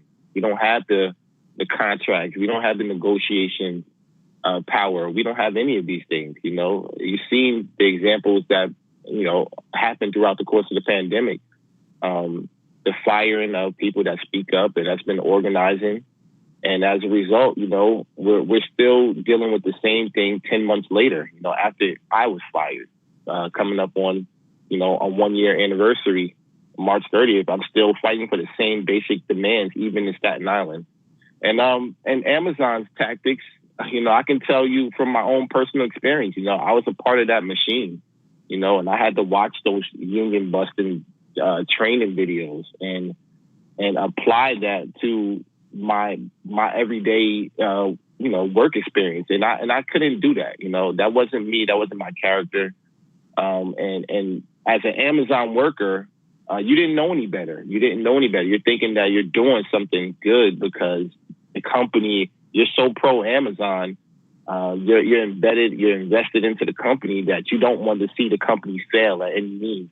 You're thinking that the way they perceive is that the union is bad. They make it seem like, the union's going to come here and you're going to be paying all these dues and you're not going to get the benefits you get, the perks you get. And that's the thing they try to do the most. They try to install fear into the workers, install fear into management, and they make management sort of like a cult. The way they have these meetings, they bring all the management inside these facilities into one room. They sit them down in a classroom for hours on end, and they drill this union busting tactics into their heads. And now they're on the floors, they're looking for these things, and they're trying to wean out employees, fire anybody that's fire or target any worker that's speaking up. And that's exactly what we're dealing with across the nation and across the world. And now, that sounds terrible, Chris. That sounds bad, and that sounds honestly, predictably like the kind of thing they would do. But let's be controversial. Let's add some spice to the pot. I want to get the sort of opposite side of this in. An Amazon spokesperson, Rachel Leidy, said that the company in Alabama, that warehouse, offers a starting salary of $15.30 per hour with benefits. That's more than twice the Alabama minimum wage. I believe Alabama minimum wage is $7.25, and again, they're given $15.30. And then she said 90% of employees there would recommend Amazon as a good place to work. How would you respond to those claims? How would you respond to that? And how do you think that's going to affect the union vote at that warehouse, Chris? Yeah, well, that's what they're supposed to do. I've been seeing her name plenty of times in plenty of articles, even when it came to my situation. They're going to come out and always try to make Amazon look like the good guy, but it's not the reality of the situation. If you speak to the workers, you'll get the real answers. And I can tell you now, that's not going to affect the vote. I think the workers have seen what's been going on with this company. I think they've been very in tune, and they've seen the support that they're getting on the outside. And the union has done a great job with communicating with their workers on a daily basis. They've been out there night and day, 24 hours, 24/7 out there for months on end. So that shows the solidarity that they have. And when it comes to the contract negotiation, that'll be the next step. That's one reason why I think my presence down there would be important. I've been in contact with that union. I'm actually just got an email from the president of the RWDSU, I'm sorry. And I'm going to talk to them about what workers should deserve and what they should be, negotiating when it comes to that point. Hopefully when we have that good news, that they're able to get to a contract negotiation. And that's what it's about. The workers first, the workers' voices, the workers' demands. And I think the workers are down there. They're very excited about this. All right, Chris. We've only got a couple minutes left. I'm gonna turn here. Let's talk about Bezos for a second. First things first. Sure. He was recently displaced as the wealthiest person in the world by Elon Musk. I'm just adding that in because it's relatively recent news. And then last week, he said he's going to be stepping down later this year as CEO of Amazon, replaced by Andy Jassy, head of Amazon's Cloud Web Services division. How do you see his stepping down affecting the unionization vote? What's your take on it generally? And how will this affect your efforts, Chris? Yeah, in the words of Joe Biden, nothing will fundamentally change. It's a combination of things, with everybody speculating on the reasons why. I've seen articles that, has been attaching my story to it as another reason. And I certainly believe that too as well. I believe that if I didn't do what I did, I don't think Jeff Bezos would have resigned this year. And I don't think if all of the activists that spoke up against him and the negativity that he received and the company received in the past 10 months, I don't think he would have resigned this year had we did what we did, had we not did what we did. So yeah, he had a lot of heat on him. I take it as yeah, he did, and he still does. We haven't decided to take the foot off the gas. We still going to direct our attention towards him. He still needs to be taxed. And Andy Jassy as well, he wants to take over, sure. Now we're going to absolutely aim towards him as well. He has to take care of his workers, and we know what he's about already. We know he's, pro-CIA intelligence and surveillance, facial recognition. I don't watch interviews about him and what he does and what he, how he's been a part of the company for over 20 years. And he's Jeff Bezos' shadow. So he's Jeff Bezos 2.0. And we're aware of that. We have to be aware of that ahead of the game. And I don't think it changes anything when it comes to us speaking up. We're still going to continue to do what we've been doing. And we just want to make sure that this unionization happens. You know, that's the most important thing. And one more point for that, Chris. This was a new company. A new warehouse. This warehouse is relatively new. And these guys have basically immediately tried to put forth the union, which gets across the work. Just because Amazon was giving them 15, it's still back-breaking work. And $15 an hour should have been a floor to begin with. That's not necessarily an excuse to me for not forming a union. In fact, it's more of a reason to form a union, to ensure that those wages stay up and ensure they get benefits and all these other things that they can fight for. And so I would say if those people were dramatically happy, they wouldn't have tried to form that union this fast. Chris, thank you for joining us, man. I'll tell you one thing. I'm sorry. Oh, no. Go ahead. Finish your statement. I was going to say, and they did it at perfect timing. This building is fairly new. The building launched last year, March, when everything happened with my story. So it correlates, and they did it at the right time. And I'm glad that they did that. Right on.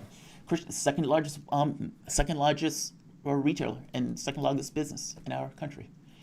Christian Smalls is an activist and founder of TCOEW, the Congress of Essential Workers, a collective of essential workers and allies across the United States. He's best known as organizer responsible for staging a walkout at an Amazon fulfillment center in Staten Island, New York, following the company's failure to protect him and his fellow workers despite learning that an employee had tested positive for COVID-19.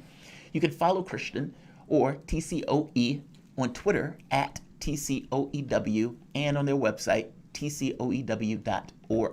You can follow Chris on Twitter at @shut_down Amazon. You guys are listening to Fault Lines with Thomas and Stranahan. We will be back in a moment with the wrap.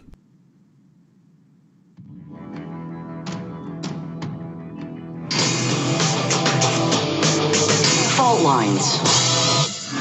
Feeling kind of blue, but maybe also kind of red, and kind of purple, and kind of alone? You've got a friend on Radio Sputnik. Tune into Political Misfits from 12 to 2 Eastern Time, Monday through Friday, for news, politics, and culture without the two-party bias. Catch us daily on 105.5 in Washington, D.C., or 102.9 or 104.7 in Kansas City. Or find us on Twitter, Facebook, YouTube, Spotify, or wherever you get your news.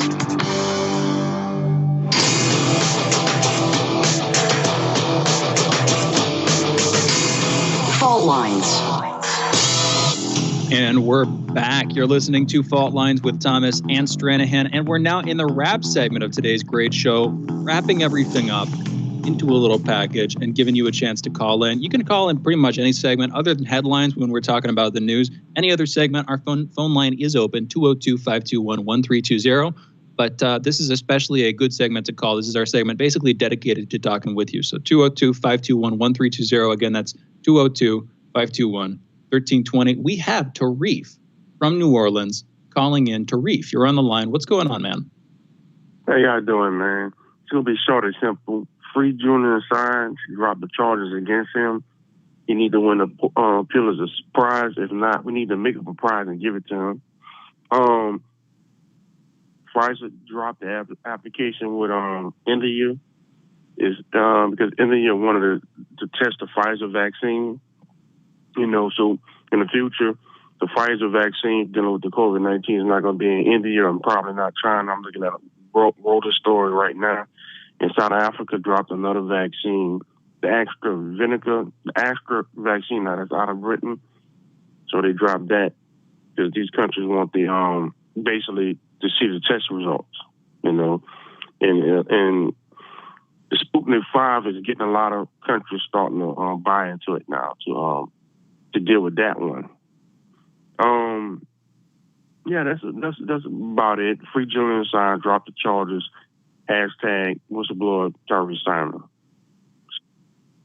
Tarif, thank you for the call.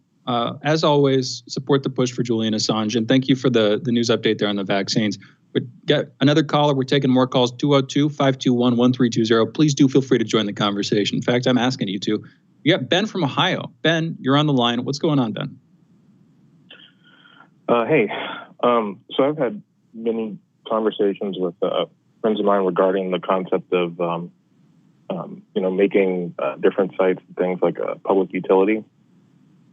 So I'm, from the full stack developer side of the IT department, and I believe that personally the ask is imprecise because of the, without going too technocratic here, the functional logistics that would be required to ensure a public utility for the front end of something that the user interacts with versus the back end. There are all these different layers. There are different types of service models, like software as a service, platform as a service, infrastructure as a service, and from a legal and technical standpoint, the further to the hardware side of things you go, the less relevant whether something is Twitter or Amazon or Facebook or even MySpace or something preposterous becomes. And you're all sort of talking about the same sort of thing. So without going too far into it, it's like, I think it's a question more of like, I don't want to say media literacy, but I think technology has progressed to a point where it is so ubiquitous that people haven't caught up mentally to adjust to it, kind of like being the only person in town that knows how to read, yes, essentially. That's true. And I think that because of that, we're trying to retroactively, instead of like altering our behavior, we're trying to retroactively say like, okay, well, let's just make this a public utility. And I'm thinking about it like all the stuff I would have to do. Like, okay, so the minute I write the source code, is that in the public space or? Oh, like, I see what you mean. Like, if is all the layers of the code part of the public utility? That's what you're making? Like the software layer, the JS layer, or the front end layer, or for that matter, the database. Yeah, who owns it? That's fair. But I mean, but it also can be regulated. I don't know if it has to be that heavy-handed, like where they're appropriating Twitter. I don't think that's not the way I was thinking about it. I was mostly thinking about it as having it regulated as a public utility. But Twitter basically still owns it. It's just under certain rule sets that it has to abide by. I guess that's how it is in my head. But I'm not hard on this one. This could be, there are all sorts of ways I think that this probably could be done. For me, I don't like the political discretion that these guys are using when something is not directly harmful or painful or whatever. And it just seems like without some kind of, coverage, either from the standpoint of government, either creating our own commons in some way, which I don't necessarily think is going to happen. Yeah, Twitter, Facebook, and these particular systems, I do think there needs to be some kind of rule set around these guys that are far more specific and far more transparent. So I do feel you. But thank you, Ben. I appreciate it. And it's funny. Yeah, and Ben, thank you for the call. It is funny because I believe, Jamarl, you worked on the back end. Yeah, I was a software engineer for like 5-7 years. Doing software engineering. Yeah. Yeah, and I was starting at like 12, 13 years old. I taught myself web development, and I continued with that for 8-9 years. I was pretty much all front-end stuff. I played around with databases a few times. So in a weird way, we can all have at least aspects of this conversation. I agree with Jamarl on this one. If the legal ownership changes, that doesn't mean that they need to port all the code over. But frankly, in software, this is widely known. The way that people have gotten to writing code has become a mess in general. It seems to take longer and longer to do less and less. And whether that's a problem with the languages that people are using or the organizational structure of programmers working together and how it's the millionth man-hour thing where it tends to slow down the more people you add to it. Throwing more people at a problem is not always better. In fact, it's often worse than throwing less people at a problem. There are different ways to diagnose this problem, But even if you had to port the code over, I would think it would be worth it. If the benefit is you have functional social media platforms that can provide a useful public square for people to have genuine conversations in a democracy that's ostensibly founded on free speech, we should have that, whatever it takes. That's the kind of attitude I would take on this one. Now, admittedly, I don't know that our government is equipped to handle that. I think our government in general is sclerotic, but hey, maybe this is an opportunity to make a task force to make it happen. There's a lot more we could talk about with this one. And I get what you're saying, but we got to come back to that some other time. Let's go to Michael from Sydney. Michael, you're on the line. What's going on? Yeah, look, hi, just a quick point on that issue. I mean, basically, all these telecommunication companies, like all their systems are proprietary information, and they're all patented and everything, and they own the rights to them. So I fail to see the relevance of that argument. And the last thing you want to do is make them publishers, because then they have to censor everything, because then they can be sued for libel and all the rest of it. They should be public utilities. They shouldn't be able to just cut you off because they don't like what you have to say, especially in a country that espouses free speech. So I actually rang up to talk about the guy who was on talking about economics before. And I think really the problem, modern monetary theory sounds good in theory, but if you actually go back and you actually look at where wages separated from productivity and where wealth started to accumulate to the 1% disproportionately to the rest of society, is when America left hard money in 1971. There's actually a graph. Yes. You're talking about Richard Nixon basically taking us off to fiat currency. Is that what you're... Yeah. The Nixon shock. That's exactly what he's talking about. Yeah, well, basically, productivity gains separate from real wages in 1971. The minute America came off the gold standard and defaulted. And so really throwing more money at the problem and printing more money isn't really the issue. The issue is actually returning to a relevant accounting of money and a relative distribution of money according to the value created by the worker. So basically, American productivity hasn't gone backwards. It's actually massively increased. American worker productivity has massively increased since 1971. There's none of the productivity gains have gone to the American worker. They've all gone to the top 1%, the financial sector of the economy, which Karl Marx actually defines as the unproductive sector of the economy. It's basically a leech sucking the lifeblood out of the American population and country. So I hear you on that one. Agreed on the Nixon shock. I would argue that the problem started before that. Of course, the Nixon shock was, you had the Bretton Woods system implemented after World War II, which pegged the dollar to gold at a certain rate. We abused that rate through Lyndon B. Johnson's Great Society programs and through the incredibly expensive Vietnam War. And in response to that, Nixon basically depegged them, introducing the world to a fiat system in which, all currencies are sort of treated in terms of each other, or defined, their value is given by how much money they can exchange with other currencies in. Anyway, a lot of folks probably already know that stuff. I agree with you.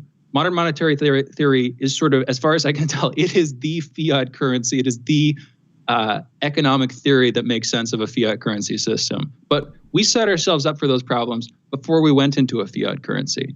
And as far as I can tell, every country in the world that has investments in the United States, that's putting their money in the U.S., which is most countries in the world, are betting on the stability of the U.S. dollar, which is, of course, why if we get a financial collapse, it would become a global one quickly. Anyway, my point is, if we could go back to a hard money system, I don't know what that road looks like. It's going to be as bumpy a one as we've faced in our history, I would say. And therefore, a lot of people, including other countries, don't want to go through that process. They don't want to shake the boat up.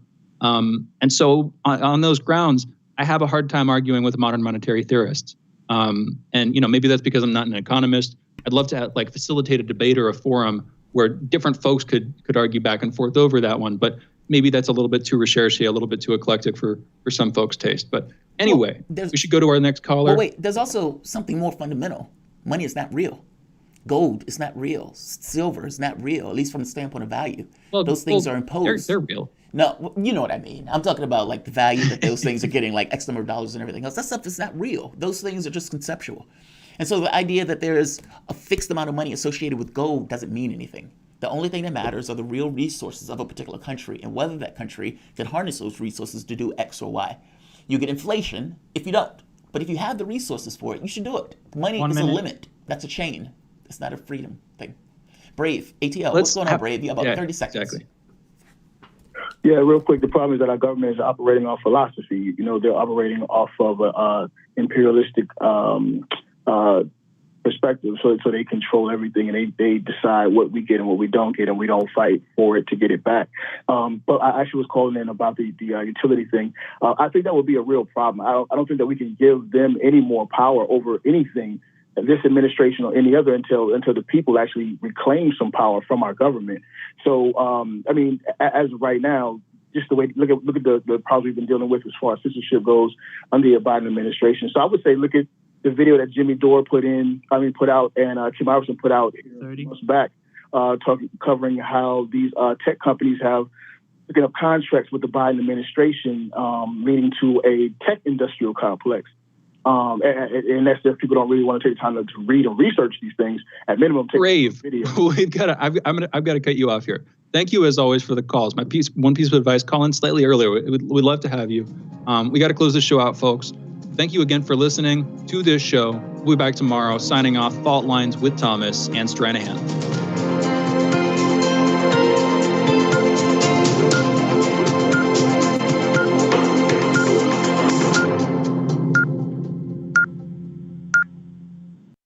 And that is Fault Lines with Thomas and Stranahan. Another one is in the record books. That was a damn good show. I'm glad you guys are here. I want to appreciate all of you guys for being here. I want to shout out to Shane and all that stuff. Yeah, that was a really decent show. I like that one. It was high energy, high impact. We were able to jump from guest to guest. So I thought it was good. All right, guys. I'm going to say goodbye. I'm going to say like. I am going to say share. I am also going to say make sure you are subscribed, because YouTube does very weird stuff at times. So definitely make sure you subscribe or check your subscription. All right, you guys will see me a little bit later today. So I'm going to say like, share, and of course, subscribe. Thanks all. I'll see you in a few. Good show, JT. Have a good day. Thanks, Garden. Appreciate it. We're trying to make slight adjustments in the way that we present it, because we want to present it in a way that's more contextual and get us to the point faster, with the idea of basically giving a overview and then going into the details so the person doesn't have to explain explicit details. It just saves time on the questions to set the context and framework. So I think that's going to be the way we move forward on the show. I like it. We used to do that in Political Misfits, and so it was something that I wanted to bring here.